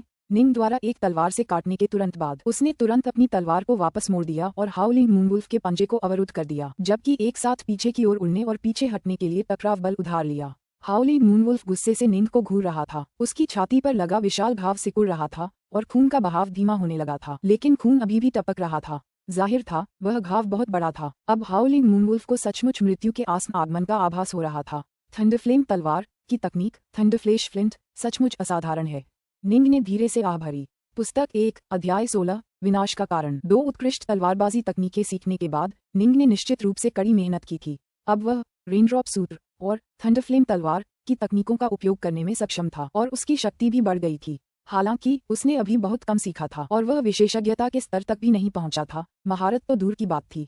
आखिरकार उसके पिता यिचुआन भी अभी रेनड्रॉप सूत्र के रहस्यों पर विचार कर रहे थे। थंडरफ्लैश फ्लिंट थंडरफ्लेम स्वॉर्ड की 3 मारक चालों में से एक थी। यह एक ही शब्द पर निर्भर थी, तेज, बिजली की तरह तेज, ज्वाला की तरह तेज। निंग की तलवारबाजी और उसके पैरों की गति दोनों ही लाजवाब हैं। स्नो ने दर्शक मंच से उसकी प्रशंसा करते हुए कहा। हालांकि हाउलिंग मूनवुल्फ साय जितना तेज है, निंग से भी तेज। निंग ने लगातार दिशा बदलने के लिए शेडविंड स्टेप्स पर भरोसा किया है। इस युद्ध पर उसका पूरा नियंत्रण है। उसकी तलवारबाजी उन्नत स्तर पर पहुंच गई है और वह अपनी चाल में तेजी से कई बदलाव कर सकता है। उस राक्षसी भेड़िए से निपटने में ये कहा जा सकता है कि उसका बचाव मजबूत है। यिचुआन ने सिर हिलाया। फेंट गॉड बॉडी रिफाइनिंग के साथ निंग की अपार शक्ति उसकी विशेषता है, जबकि उसकी गति थोड़ी कमजोर है, लेकिन आखिरकार यह एक गॉड बीस्ट है। इसकी जीवन शक्ति अत्यंत प्रबल है। ऐसा घाव इसके लिए बस एक त्वचा का घाव है। जब ये पूरी ताकत से लड़ना शुरू करेगा और निंग ने पहले कभी इतनी भयंकर जिंदगी और मौत की लड़ाई का अनुभव नहीं किया होगा, तो परिणामों का अंदाजा लगाना मुश्किल होगा। नीचे निंग को लग रहा था कि सब कुछ नियंत्रण में है और वह मूनवुल्फ के पास पहुंचते हुए अपने हाथ में तलवार चलाना जारी रखे हुए था। आओ! इस मानव युवक से मौत का खतरा भांपते हुए मूनवुल्फ ने एक भयानक चीख मारी। उसके शरीर के सारे रोए सुइयों की तरह सीधे खड़े हो गए और उसकी आंखें सख्त हो गईं। पुतलियां चमक उठीं। जो लोग मूनवुल्फ से परिचित थे वे बता सकते थे कि यह पहले ही एक जंगली पाश्विक अवस्था में पहुंच चुका था। उसमें से एक भयानक आभा फैली जिससे निंग रुक गया। एक हत्यारी आभा, गर्जना। हाउलिंग मूनवुल्फ उसकी ओर दौड़ा। उसके नीचे धरती हिल रही थी। निंग हवा की तरह फुर्ती से चकमा दे रहा था, एक आसान से कदम से दिशा बदल रहा था। उसी समय उसकी तलवार चमक उठी। छी! एक बार फिर ताजा खून की धार फूट पड़ी और मूनवुल्फ की छाती पर एक और बड़ा घाव दिखाई दिया। लेकिन इस बार मूनवुल्फ को जरा भी परवाह नहीं थी और उसने अपने 2 जोड़ी खूंखार पंजे निंग की ओर बढ़ा दिए। उसके चाकू जैसे पंजे हवा में वार कर रहे थे। निंग शांतिपूर्वक पीछे हट गया और उसी समय उसने अपनी तलवार का इस्तेमाल करके उसे रोक दिया। मूनवुल्फ का बायां पंजा तीखी तलवार से टकराया, मानो उसका पंजा हुक में बदल गया हो और अचानक तलवार से चिपक गया। लेकिन निंग की तलवार, जिसमें उसकी फेंट गॉड बॉडी रिफाइनिंग शक्ति समाहित थी, इतनी आसानी से कैसे फंस सकती थी? अगर दोनों आपस में टकराकर तुरंत अलग हो जाते तो इतना बुरा नहीं होता, लेकिन मूनवुल्फ उस शक्ति से सीधे अपने पंजों से लड़ना चाहता था, इसलिए उसने तलवार पर जोर से वार किया। मूनवुल्फ का बायां पंजा खून से लाल हो गया था और हड्डियों के टूटने की हल्की आवाज सुनाई दे रही थी। दूसरा पंजा निंग की छाती पर आ गया। दूरी बहुत कम थी और रोकने का कोई मौका नहीं था। निंग के पास बस एक गहरी सांस लेने का ही विकल्प था और उसकी छाती अचानक 3 सेंटीमीटर अंदर धंस गई। छी छी छी! निंग की छाती पर मौजूद सख्त जानवर के बाल चिथड़े चिथड़े हो गए। चारों तरफ खून फैल गया और निंग भी जमीन से टकराकर नीचे गिर पड़ा, जिससे जमीन फट गई। झटपट निंग जल्दी से दूर चला गया। घायल निंग ने मूनवुल्फ की ओर देखा, उसकी आंखें सिकुड़ गईं। तभी मूनवुल्फ ने असल में अपने पंजे का इस्तेमाल उसकी तलवार का सीधा सामना करने के लिए किया था। हाउली मूनवुल्फ को इस बात की परवाह नहीं थी कि उस पर क्या क्या चोटें लग रही हैं, क्योंकि वह पूरी ताकत से वार कर रहा था। उसका बायां पंजा अब आधा बेकार हो चुका था और उसकी गति भी नाटकीय रूप से कम हो गई थी। लेकिन निंग पर उसके पंजे के प्रहार ने निंग के जानवर की खाल के कपड़ों को फाड़ दिया था। जानवर की खाल के ये कपड़े एक जियांटियन जीवन रूप के फर का हिस्सा थे। इसमें किसी भी राक्षसी शक्ति के बिना रक्षा थोड़ी कमजोर होती, लेकिन कुल मिलाकर जियांटियन जीवन रूप का फर एक हाउटियन राक्षस के हमलों को रोकने में सक्षम होता। हालांकि हाउलिंग मूनवुल्फ एक गॉड बीस्ट था, उसकी पूरी ताकत से हमला करने पर फर को चीर देने में सक्षम था, अपने आप को और अधिक प्रशिक्षित करने के लिए। हालांकि निंग के पास गोल्ड स्टार शर्ट की सुरक्षा थी और वह इसका उपयोग अपने पूरे शरीर की रक्षा के लिए कर सकता था। निंग ने इसकी रक्षात्मक त्रिज्या को केवल अपने सबसे कमजोर क्षेत्रों की रक्षा के लिए छोटा कर दिया था। जिंदगी मौत की लड़ाई मुकाबले से अलग होती है। मैं मुकाबले के दौरान मिले अनुभव का इस्तेमाल यूं ही नहीं कर सकता। निंग ने तुरंत अपना अंदाजा बदल दिया। मुकाबले के दौरान कोई भी आत्मघाती व्यवहार नहीं करेगा, लेकिन जिंदगी मौत की लड़ाई में लक्ष्य प्रतिद्वंद्वी को मारना होता है। इस लक्ष्य के लिए कोई भी कीमत चुकाने लायक है। मुझे अधिक सावधान और सतर्क रहने की आवश्यकता है। निंग स्पंज की तरह था, जो सीखे हुए अनुभव को तेजी से आत्मसात कर रहा था। उसकी छाती पर बना भयंकर निशान साफ तौर पर सिकुड़ रहा था। उससे बहता खून रुकने लगा और जल्द ही वह पूरी तरह से बंद हो गया। पीछे एक लाल रेखा रह गई जो फिर सफेद साफ त्वचा में बदल गई। कोई खास नुकसान नहीं हुआ। ये फेंट बॉडी रिफाइनिंग द्वारा प्रदान की गई शक्तिशाली पुनर्योजी शक्ति थी। साधारण फेंट बॉडी रिफाइनिंग तकनीकों में कटे हुए अंगों को फिर से उगाने के लिए व्यक्ति को केवल जियांटियन स्तर तक पहुंचने की आवश्यकता होती थी, लेकिन निंग ने सर्वोच्च फेंट बॉडी रिफाइनिंग का प्रशिक्षण लिया था और उसकी उपचार क्षमताएं पहले से ही उस प्रकार के पुनर्जनन के लगभग बराबर थीं। बहुत बढ़िया! निंग के होंठ खिल उठे। इसने तो मेरी तलवार ही छीन ली। दहाड़! तलवार चीख हाउलिंग मूनवुल्फ के पंजे के नीचे धंसी हुई थी। वह निंग को घूर रहा था। उसकी आंखें असीम रक्त पिपासा से भरी हुई थीं। उसके सामने खड़े मानव युवक की भयानक स्वास्थ्यवर्धक क्षमताएं। वह समझ गया कि यह मानव भीड़ में एक दुष्ट देवता है, जिसकी उपचार क्षमताएं देव जानवरों से भी ज्यादा हैं। निंग ने अपना दाहिना हाथ हिलाया और उसके भीतर एक और तेज तलवार प्रकट हुई। फिर से आओ! निंग एक छाया में तब्दील हो गया जब वह मूनवुल्फ की ओर झपटा। दहाड़! हाउली मूनवुल्फ भी आगे बढ़ा। दोनों बार बार एक दूसरे से भिड़ते रहे। हर बार ऐसे वार हुए कि एक दूसरे की जान ही चली गई।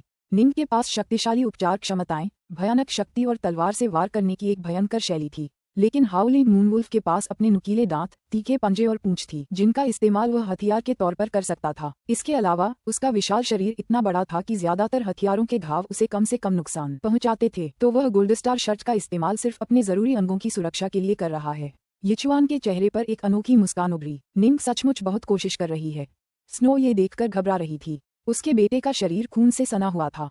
उसकी मां होने के नाते उसे चिंता क्यों नहीं होती? चिंता मत करो। निंग ने अभी भी अपने शरीर के जरूरी हिस्सों को गोल्ड स्टार शर्ट से ढक रखा है। अगर उसे चोट भी लग जाए तो भी उसकी जान को कोई खतरा नहीं होगा, यिचुआन ने कहा। ज्यादा से ज्यादा वह एक हाथ या एक पैर खो सकता है, लेकिन उसकी पुनर्योजी क्षमता को देखते हुए थोड़े समय में वह एक और पैर उगा लेगा। एक हाथ या एक पैर खोना? स्नो घबरा गई, लेकिन वह जानती थी कि विशेषज्ञ बनने का रास्ता कितना कठिन है। हु। हालांकि निंग का शरीर एक राक्षस जैसा था, फिर भी वह हांफने के अलावा कुछ नहीं कर पा रहा था। उसके शरीर के फर के कपड़े कई जगहों से फट चुके थे और उसके शरीर का घाव तेजी से भर रहा था। दहाड़ो! मूनवुल्फ ने निराशा भरी दहाड़ लगाई। वह खुद को सीधा खड़ा करने की कोशिश कर रहा था, लेकिन उसके दोनों पंजे कांप रहे थे, मानो वह किसी भी पल गिर सकता है। उसका शरीर दर्जनों बड़े बड़े जख्मों से ढका हुआ था और उसके सिर पर एक बेहद जहरीला छेद था। उसके दोनों पैर टूट चुके थे। उसका खड़ा रह पाना ही अपने आप में एक बड़ी उपलब्धि थी। तुम हार गए। निंग ने अपनी आंखों के कोनों से खून पोंछा, फिर धीमी आवाज में कहा, मेरी शक्ति वास्तव में तुमसे ज्यादा है, लेकिन मेरी जीत काफी मुश्किल थी। वजह यह है कि तुम्हारी रक्त पिपासा और तुम्हारे जंगलीपन का सामना करते हुए मैं शांत नहीं रह सका और अपनी पूरी शक्ति नहीं लगा सका। तुम पहले राक्षस हो जिसे मैंने मारा है, और इसलिए मैं तुम्हें अपने सबसे बड़े हमले में मरने दूंगा। हुआ। निंग के बाएं हाथ में अचानक एक दूसरी तलवार प्रकट हुई। दोनों तलवारें पकड़े हुए वह मूनवुल्फ को घूरने लगा। स्वूश! निंग अचानक धुंध में बदल गया और उसने खुद को मूनवुल्फ पर फेंका। हाउलिंग मूनवुल्फ ने भी निंग पर फेंकते हुए आखिरी चीख मारी। अचानक प्रकाश की 2 विशाल चमकें प्रकट हुईं, जिससे मूनवुल्फ के बचे हुए अच्छे पैरों में से एक नष्ट हो गया, और फिर एक और चमक के साथ हाउलिंग मूनवुल्फ के सिर पर एक विशाल क्रॉस घाव दिखाई दिया, जिससे रक्त और मस्तिष्क पदार्थ हर जगह उड़ने लगे। निंग जमीन पर उतरा। हाउलिंग मूनवुल्फ जमीन पर गिर पड़ा। उसके सिर पर लगे बड़े बड़े जख्मों से दिमाग का हिस्सा बाहर निकल रहा था। उसका फर मिट्टी के रंग से सना हुआ था और उसका पहले का खूबसूरत चांदी जैसा फर कीचड़ और खून के मिश्रण से सना हुआ था, जो बेहद भद्दा लग रहा था। भेड़िया वंश के दुष्ट देवताओं का एक वंशज मर गया था। तुम्हें कैसा लग रहा है? यिचुआन ने अपने बेटे की ओर देखा। मुझे बहुत अच्छा लग रहा है। निंग ने अपने पिता की ओर देखा। उनकी आंखें उत्साह से भरी थीं। चलो दिन में एक बार ऐसा करते हैं। यिचुआन की पलकें झपक गईं। वह बुदबुदाया, क्या तुम्हें लगता है कि सर्वोच्च हाउटियन स्तर के गॉड बीस्ट को पकड़ना आसान है? हर 3 दिन में एक बार, और ज्यादातर तो साधारण राक्षसी जानवर ही होंगे। अगर तुम किसी गॉड बीस्ट से लड़ना चाहते हो तो ये किस्मत की बात होगी। मैं यहाँ ड्रैगन कैसल के सबसे शक्तिशाली राक्षसी जानवरों को तुम्हारे प्रशिक्षण के लिए आरक्षित करवा दूंगा। निंग ने सिर हिलाया। अगर मुझे कोई कमजोर राक्षसी जानवर मिले तो मैं सिर्फ अपनी आंतरिक शक्ति पर ही भरोसा करूंगा। एक फिंगॉड के शरीर की शक्ति के कारण साधारण उच्च स्तरीय हाउटियन राक्षसी जानवर केवल क्रूर बल से ही क्रूर हो सकते थे। यही कारण था कि केवल फिंगॉड की विरासत वाले देव जानवर ही निंग के खिलाफ लड़ सकते थे। समय बीतता गया। निंग एक के बाद एक भयानक जानवरों से लड़ता गया और उसकी तलवारबाजी और पैरों की चाल और भी निखरती गई। साथ ही उसने जिंदगी मौत की लड़ाई में अपना संयम बेहतर ढंग से बनाए रखना भी सीखा। अगर उसका दिल शांत न होता तो उसकी शक्ति पूरी तरह से प्रदर्शित नहीं हो पाती। पतझड़ आ गया था। स्वेलो पर्वत अतुलनीय रूप से ठंडा हो गया था और कुछ कमजोर जनजातियों का जीवन और भी कठिन हो गया था, खासकर जब उन पर पहाड़ों की गहराई से कुछ राक्षसों के क्रूर हमले होते थे। कुछ छोटी जनजातियां तो शायद खत्म ही हो जाती। होंग होंग होंग धरती हिल रही थी। इस वीरान बंजर भूमि के ऊपर काले बख्तरबंद घुड़सवारों का एक बड़ा समूह अपने लंबे बालों वाले जानवरों पर सवार था। वे मानो एक काली बाढ़ की तरह इन मैदानों पर टूट पड़े थे। रुको! एक ठंडा आदेश। 300 शक्तिशाली काले बख्तरबंद घुड़सवार तुरंत रुक गए। सेनापति, यही वह स्थान है जहां वह सर्प राक्षस आखिरी बार प्रकट हुआ था। ये शापहॉर्न जनजाति का क्षेत्र है। 3 दिन पहले उस राक्षस ने अचानक शापहॉर्न जनजाति पर हमला किया और 18 लोगों को खा लिया, फिर 100 से ज्यादा लोगों को मार डाला। शापहॉर्न जनजाति पूरी तरह से नष्ट हो गई। एक काले बख्तरबंद सवार ने सम्मानपूर्वक कहा। ये जीव महीनों से एक आसन आपदा बना हुआ है। इसने 1000 से ज्यादा लोगों को मार डाला है और 10 से ज्यादा जनजातियों को तबाह कर दिया है। हालांकि ये सभी जनजातियां छोटी थीं। तार्किक रूप से ये फेंट गॉड्स की वंशावली वाला एक चरम चरण वाला हाउटियन स्तर का राक्षस होना चाहिए, या शायद एक डायरे मॉन्स्टर जो हाल ही में जियांटियन स्तर पर पहुंचा है। हर्म! सफेद बाघ पर सवार और लाल आग जैसे शल्कों वाला कवच पहने दाढ़ी वाले आदमी ने सिर हिलाया। ये सर्प राक्षस पश्चिमी प्रांत के हमारे जी वंश के नियंत्रण वाले क्षेत्र में बेरहमी से तबाही मचा रहा है। यह मौत के लायक है। ये सिर्फ इसी क्षेत्र में दिखाई दिया है। तुम सब 30 छोटी टुकड़ियों में बंट जाओ और खोज शुरू करो। जैसे ही यह मिल जाए तुरंत संकेत तीर चला दो। हाँ। 300 काले बख्तरबंद सवारों ने एक स्वर में स्वीकार किया। हुआ। जल्द ही 300 शक्तिशाली काले बख्तरबंद घुड़सवार 30 छोटी टुकड़ियों में विभाजित हो गए, जो विभिन्न दिशाओं में खोज करने लगे। पुस्तक 1, अध्याय 17, हथियार खरीदना। 2 दिन बाद घने जंगल में बड़ी संख्या में काले कवचधारी घुड़सवार एक सर्प राक्षस को घेरे हुए थे।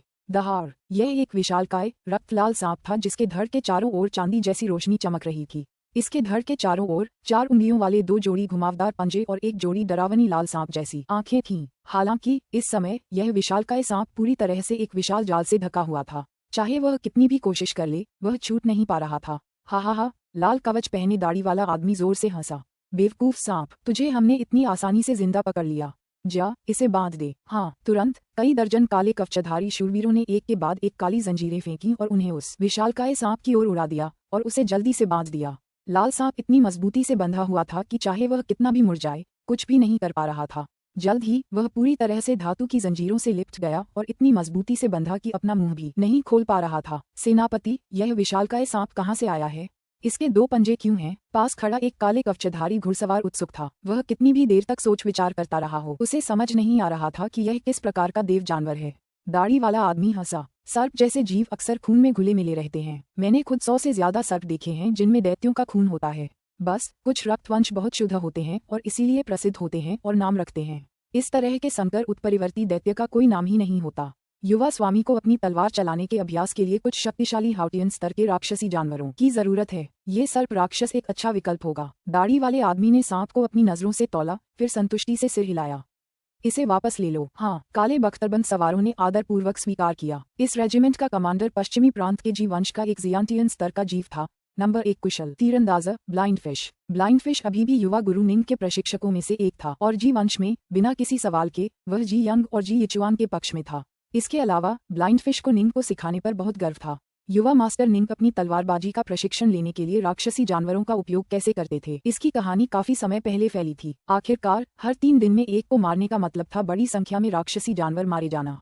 ये जानवर लगभग सभी काले बख्तरबंद घुड़सवारों द्वारा वापस लाए गए थे और इसलिए ये खबर सेना में तेजी से फैल गई। युवा गुरु निंग बहुत पहले ही हाउतियन अवस्था के शिखर पर पहुंच चुके हैं और उनकी तलवारबाजी तलवार के साथ एक के उन्नत स्तर पर है। इसके अलावा वे हमारे जी कुल की सबसे शक्तिशाली तलवारबाजी तकनीक का प्रशिक्षण ले रहे हैं।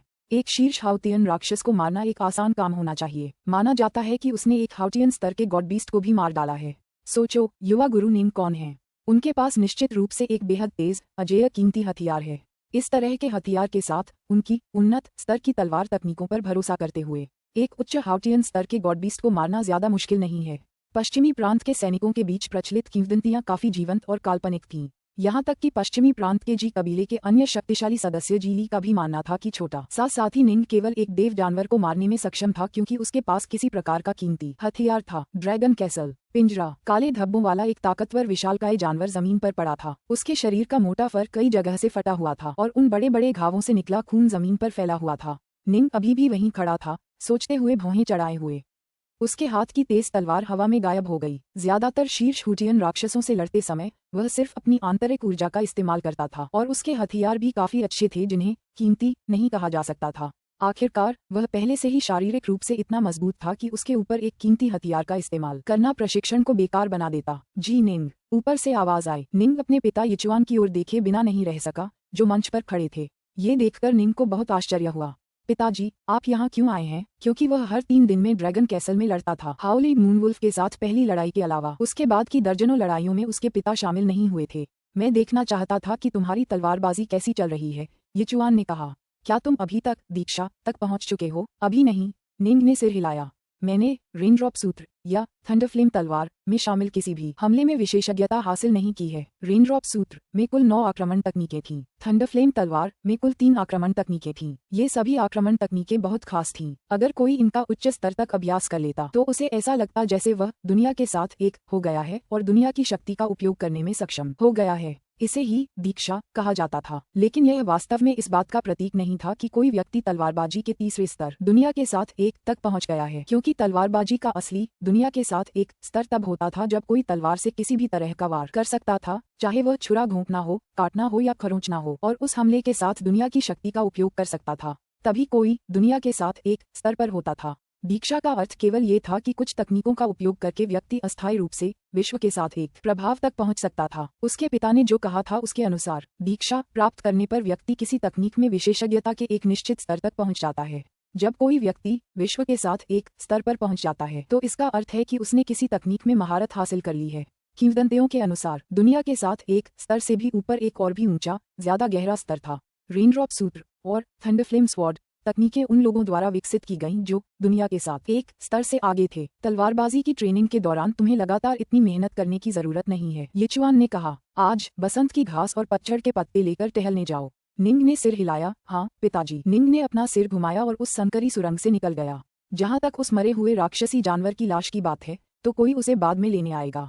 पश्चिमी प्रांत शहर में लाखों नागरिक रहते थे। यह एक बड़ा शहर था। युवा मालिक, बहुत दिनों बाद हम टहलने गए हैं। उनकी 2 दासियां स्प्रिंग ग्रास और ऑटम लीफ उनके पीछे पीछे चलते हुए बहुत खुश थीं।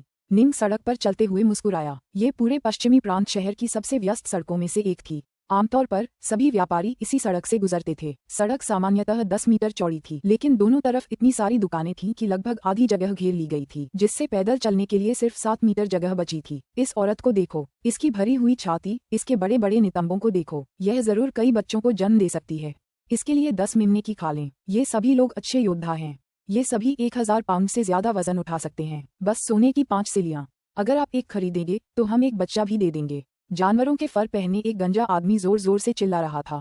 उसके चारों ओर कई दर्जन फर पोश योद्धा पहरा दे रहे थे और उसके साथ गंदे फटे फर के फर पहने कई गुलाम भी थे। सब अपने अपने आसपास दयनीय दृष्टि से देख रहे थे, उम्मीद कर रहे थे कि उन्हें कोई दयालु मालिक मिलेगा जो उन्हें खरीद लेगा। उनके सिरों पर निशान थे। इन चिन्हों से पता चलता था कि वे बिक्री के लिए थे। वे टहलते रहे और चारों ओर देखते रहे। यहाँ गुलामों के व्यापारी, जानवरों के फर के व्यापारी, हथियारों के व्यापारी, जानवरों के व्यापारी, राक्षसी जानवरों के व्यापारी, हर तरह के लोग थे। यहाँ तक कि कुछ कीमती किताबें, कीमती हथियार, जहर और जड़ी बूटियाँ, गुप्त तकनीक की नियमावली और अन्य चीजें भी बिक्री के लिए थीं। इस अनमोल हथियार को हासिल करने के लिए हमारे कबीले के 100 से ज्यादा योद्धाओं ने अपनी जान दे दी और फिर हमें पश्चिमी प्रांत शहर पहुंचने से पहले जंगल से होकर अनगिनत मुश्किलों का सामना करते हुए वापस लौटना पड़ा। हम इसे 30 सोने के सिक्कों में भी बेचने को तैयार नहीं थे, लेकिन आप इसे 10 सिक्कों में खरीदने की कोशिश कर रहे हैं। ये तो बहुत कम है, कम से कम 100 सोने के सिक्के तो चाहिए। पास से एक कर्कश आवाज वाला आदमी चिल्ला रहा था। निंग ने जिज्ञासा से उसकी ओर देखा। उसने देखा कि दर्जनों लोग 3 हटे कट्टे आदमियों को घेरे हुए खड़े हैं, जो गहरे काले रंग के फर पहने हुए हैं और उनमें से एक की बाह पर एक काला सांप लिपटा हुआ है। उस आदमी ने आगे कहा, 100 सोने के सिक्के, जो कोई 100 सोने के सिक्के देगा वह ले जाएगा। कितना लालची! वह वास्तव में सोने के 100 जानवरों के सिर की मांग करने की हिम्मत करता है। वसंत घास और शरद पत्ता दोनों ने बड़बड़ाया। निंग भी हैरान था। सोने का एक जानवर का सिर लगभग 10 पाउंड का होता था। 100 जानवरों के सिर का मतलब 1000 पाउंड सोना था। हालांकि जी कबीले के युवा स्वामी के लिए ये कुछ भी नहीं था, लेकिन एक साधारण आदिवासी के लिए यह एक बहुत बड़ी दौलत थी। चाहे ये कितना भी तेज क्यों न हो, ये सिर्फ एक हथियार है। ऐसा नहीं है कि यह कोई संपूर्ण जादुई खजाना है, ये बस एक क्षतिग्रस्त जादुई खजाना है जिसे हथियार के रूप में इस्तेमाल किया जा सकता है। 20 जानवर, मैं ज्यादा से ज्यादा 20 जानवर दूंगा। तुम बेचना चाहते हो और मैं खरीदना चाहता हूँ, किसी ने प्रस्ताव रखा। 100 जानवरों के सिर। वह आदमी जरा भी नहीं हिला। उसके बगल में खड़े 2 आदमी भीड़ को ध्यान से देख रहे थे। उन्हें डर था कि कहीं कोई उनका खजाना छीनने की कोशिश न करे। इस खजाने की खातिर उनके कबीले के कई लोग मारे गए थे और जब वे कबीले से शहर की ओर सुनसान जंगल से गुजर रहे थे तो दर्जनों और योद्धा मारे गए थे। उन्हें ये खजाना ऊंची कीमत पर बेचना पड़ा। इसे बेचने के बाद वे कुछ दास और कुछ अच्छे हथियार खरीद सकेंगे, जिससे जनजाति अपनी शक्ति बढ़ा सकेगी। मुझे देखने दो। निंग ने उस कीमती हथियार को देखा जिसे वह आदमी पकड़े हुए था और तुरंत आगे बढ़ा। आसपास के सभी लोग उसकी ओर देखने लगे। युवा मास्टर, ये जी वंश का युवा स्वामी है, रेनड्रॉप तलवार का पुत्र। कई लोग विनम्रता से पीछे हट गए। इतनी बड़ी कीमत चुकाने वाला कोई भी व्यक्ति असाधारण व्यक्ति होता है। इसके अलावा पिछले कुछ वर्षों में निंग हर दिन व्हाइट वाटर हाउंड के साथ शहर के बाहर तीरंदाजी का प्रशिक्षण लेने जाता था। हर बार जब वे शहर से बाहर निकलते तो कई लोग उसे जी वंश के प्रतिष्ठित युवा गुरु के रूप में देखते और पहचानते थे। जो लोग उसे नहीं पहचानते थे वे भी दूसरों से उसकी चर्चा सुनकर सचेत हो जाते थे। जब काले सांप वाले आदमी ने सबको पीछे हटते देखा और फिर जी वंश का युवा स्वामी और वर्षा बूंद तलवार का पुत्र शब्द सुने तो वह इतना भयभीत हो गया कि उसका दिल कांप उठा। जी वंश के इलाके में रहने वाले लोग होने के नाते वे सभी उस पौराणिक वर्षा बूंद तलवार को जानते थे। जी वंश के पश्चिमी प्रांत के आसपास के पूरे इलाके में यह नंबर 1 विशेषज्ञ थी। एक ईश्वरीय उपस्थिति और उसके सामने वाला व्यक्ति रेनड्रॉप तलवार का एकमात्र बच्चा था। मुझे देखने दो, निंग ने कहा। आदरणीय युवा स्वामी, कृपया देखें। उस व्यक्ति ने दोनों हाथों में तलवारें आदरपूर्वक आगे बढ़ा दी। उसके पीछे खड़े दोनों व्यक्ति बेहद घबरा गए। उन्हें डर था कि यह अत्यंत ऊंचे और उच्च पद वाला युवा स्वामी उनका खजाना जबरदस्ती छीन लेगा। कबीलों में किसी शक्तिशाली व्यक्ति या उच्च पद वाले व्यक्ति द्वारा जबरदस्ती खजाना छीनना आम बात थी। हालांकि पश्चिमी प्रांत नगर में ऐसा करना वर्जित था और कोई भी जी वंश के नियमों को चुनौती देने की हिम्मत नहीं करता था। फिर भी उनके सामने खड़ा युवक जी वंश का एक युवा स्वामी था जो रेनड्रॉप तलवार का इकलौता पुत्र था। निंग ने तलवार ले ली और उसके हाथ वजन से थोड़े नीचे झुक गए। यह एक काली तलवार थी। मोटी काली म्यान देखने में बहुत सादी लग रही थी, लेकिन अगर कोई गौर से देखे तो पता चलेगा कि इस म्यान में असल में 3 तलवारें म्यान में थीं। एक म्यान, 3 तलवारें। आश्चर्यचकित होकर निंग ने तलवारें निकाल लीं। झनकार! तीनों तलवारें निकालते समय तलवारों की सतह पर एक ठंडी रोशनी चमक उठी और प्राचीन टूटे हुए रून मंद रूप से चमक उठे। कितना अफसोस है! निंग ने सिर हिलाया और आह भरी। उसने प्रांत में कई खजाने देखे थे। उन रहस्यमयी रूनों और उनसे निकलने वाली शक्ति को देखकर वह समझ गया कि यह पहले एक जादुई खजाना था। ये 3 उड़ती हुई तलवारें होनी चाहिए थीं जिन्हें कोई अमर साधक नियंत्रित करता था, लेकिन ये रून लगभग नष्ट हो चुके थे। स्पष्ट रूप से ये जादुई खजाना बुरी तरह क्षतिग्रस्त हो गया था।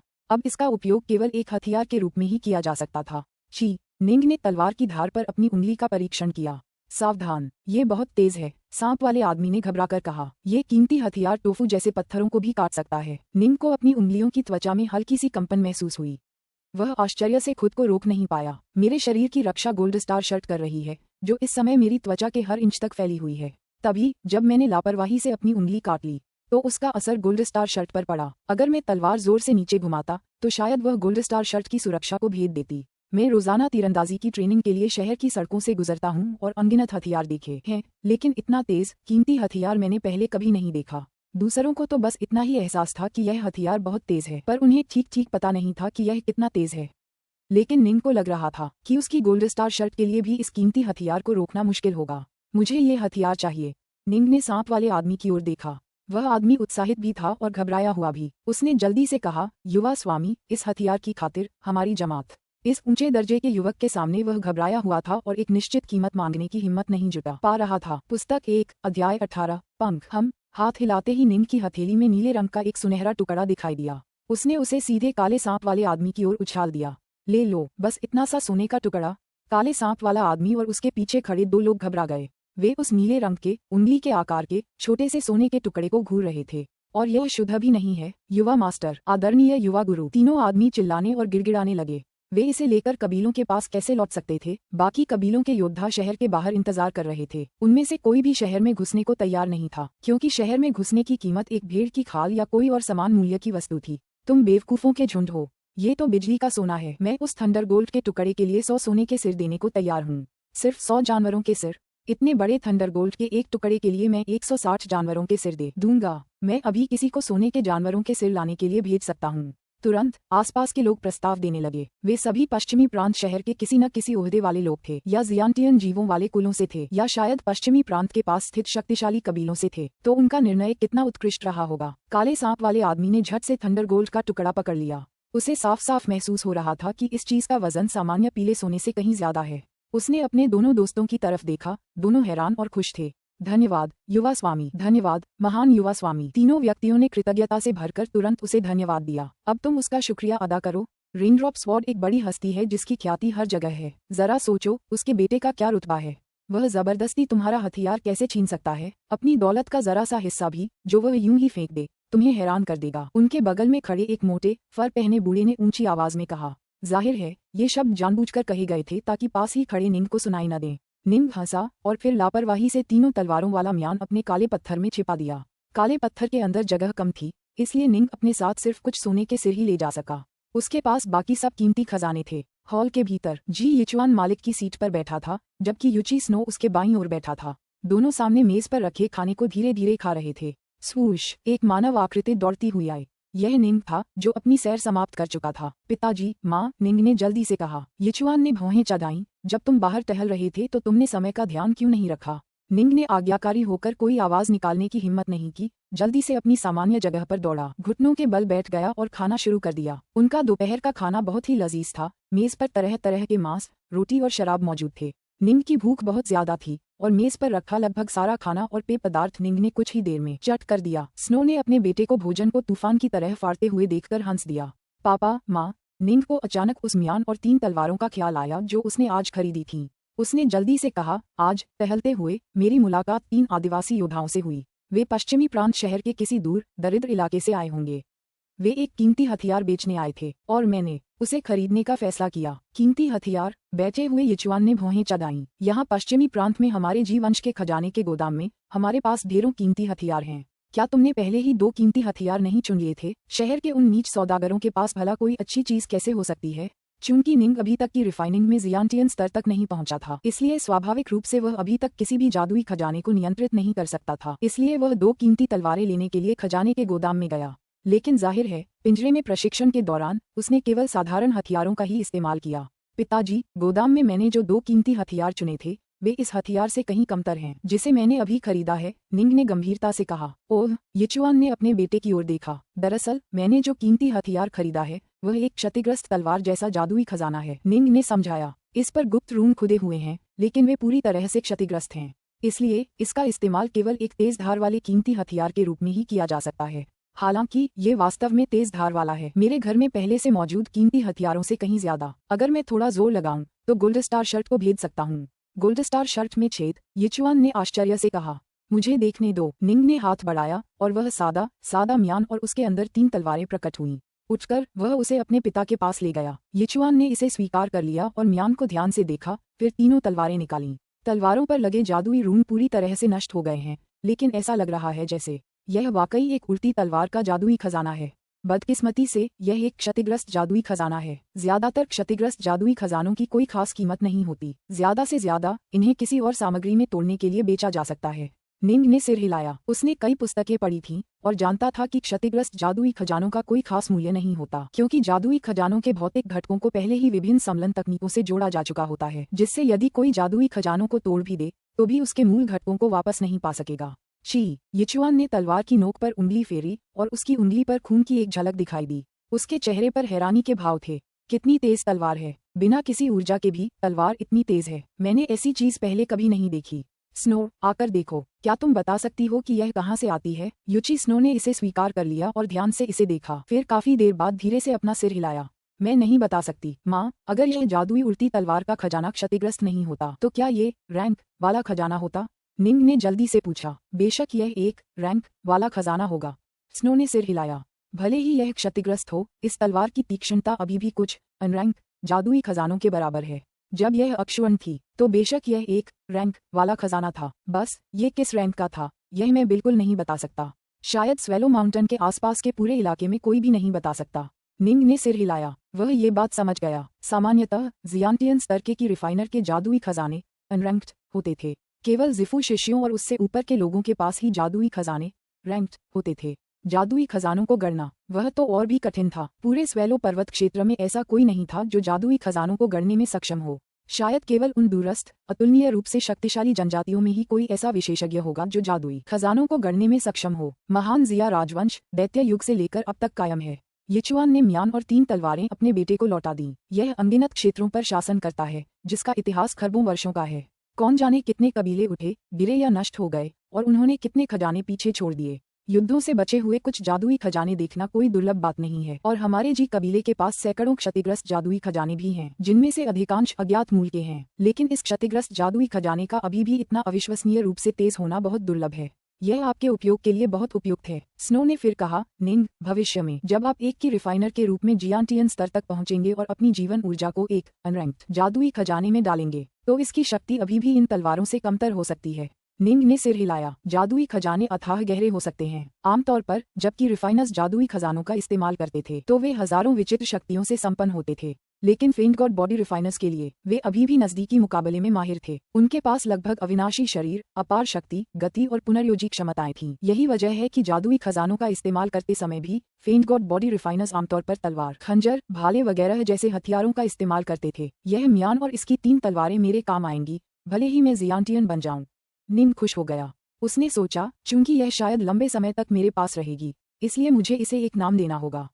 मैं इसे डार्कनॉर्थ तलवार कहूंगा। निंग के मन में अचानक डार्कनॉर्थ का ख्याल आने का एक कारण था। अतीत में जब उसके पिता जी यिचुआन स्वेलो पर्वत छोड़कर असीम विशाल दुनिया में विचरण कर रहे थे तो वे उत्तर की ओर अनंत सागर तक भी गए थे।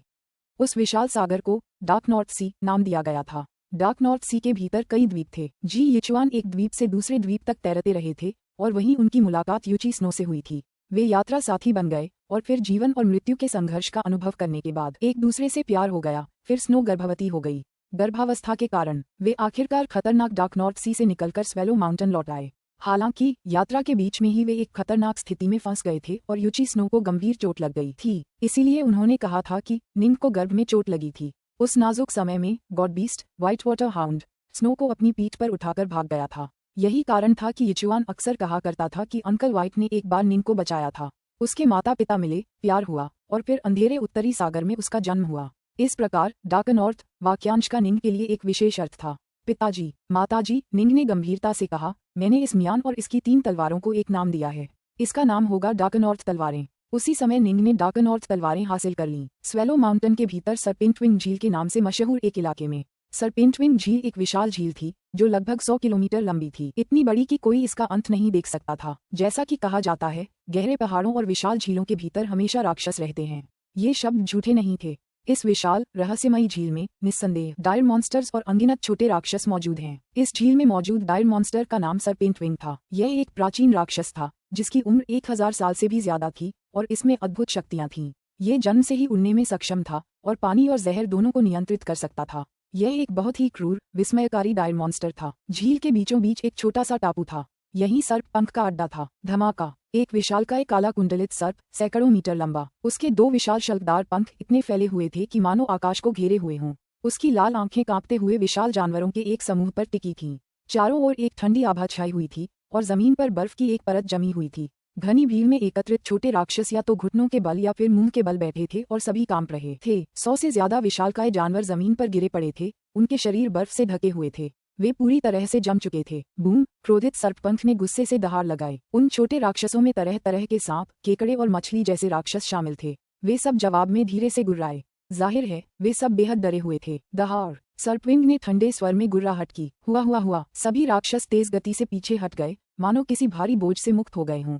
कई राक्षस द्वीप छोड़कर झील की गहराई में चले गए, जबकि उनमें से कुछ ने द्वीप के चारों ओर विभिन्न स्थानों पर रक्षात्मक स्थिति बना ली। श्वा!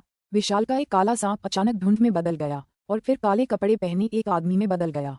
मुझ सरपेंटविंग के 92 बेटे थे, काले कपड़े पहने आदमी ने दांत पीसते हुए कहा। जब वे बड़े हुए तो ज्यादातर मर गए और सिर्फ 16 ही बचे, और उनमें से सिर्फ एक ही फेंट गॉड्स की वंशावली से है। मेरा सबसे प्यारा बेटा रेडटिप। सांप स्वभाव से कामुक होते हैं। हालांकि वह स्वयं फेंट गॉड्स की वंशावली से संबंधित नहीं था, फिर भी उसने कई हाउटियन राक्षसों के साथ संभोग किया था, जिनमें से कुछ हाउटियन स्तर के देव जानवर भी शामिल थे। एक प्राचीन राक्षस के लिए जिसने 1000 साल से भी ज्यादा समय तक प्रशिक्षण लिया था, उसके लिए कुछ हाउटियन स्तर के देव जानवरों से मिलना और उनसे जुड़ना काफी आसान था। लेकिन देव जानवर शायद ही कभी गर्भवती होते थे, और इस प्रकार उसके केवल एक ही बच्चे का फेंट गॉड्स वंश था। वह था रेडटिप, उसका सबसे प्रिय बच्चा। उसे पूरा यकीन था कि जब तक रेडटिप एक ज़ियांटियन जीवन रूप बन सकता है, तब तक उसके पास निश्चित रूप से अपार शक्ति और असीम संभावनाएं होंगी। रेडटिप, मैंने तुम्हें बहुत पहले ही कह दिया था कि ज़ियांटियन स्तर तक पहुंचने से पहले बाहर मत जाना। हालांकि इंसान स्वादिष्ट होते हैं, लेकिन अगर तुमने उन्हें ज्यादा खा लिया तो जी कबीला आकर तुम्हारा निपटारा कर देगा। काले वस्त्र पहने आदमी ने दुख से भरकर गुर्राते हुए कहा। उसका गौरव और उसकी खुशी, उसका बेटा रेडटिप चुपके से बाहर निकल आया था और उसने पाया था कि इंसानी मांस का स्वाद दूसरे राक्षसी जानवरों के मांस से कहीं बेहतर होता है। इंसानी मांस वाकई बहुत स्वादिष्ट होता है, और इस प्रकार रेडटिप अपने पिता की पीठ पीछे जाकर बार बार कत्लेआम में शामिल होने के लिए बाहर निकल जाता था। मेरे बच्चे, मुझे तुम्हें वापस लाना है। काले कपड़े पहने वह आदमी तुरंत विशाल पंखों वाले सर्प के रूप में बदल गया। उसका विशाल शरीर हवा में तैरने लगा और फिर वह एक काली परछाई में बदल गया, जो आकाश में फैलती हुई बादलों में गायब हो गई।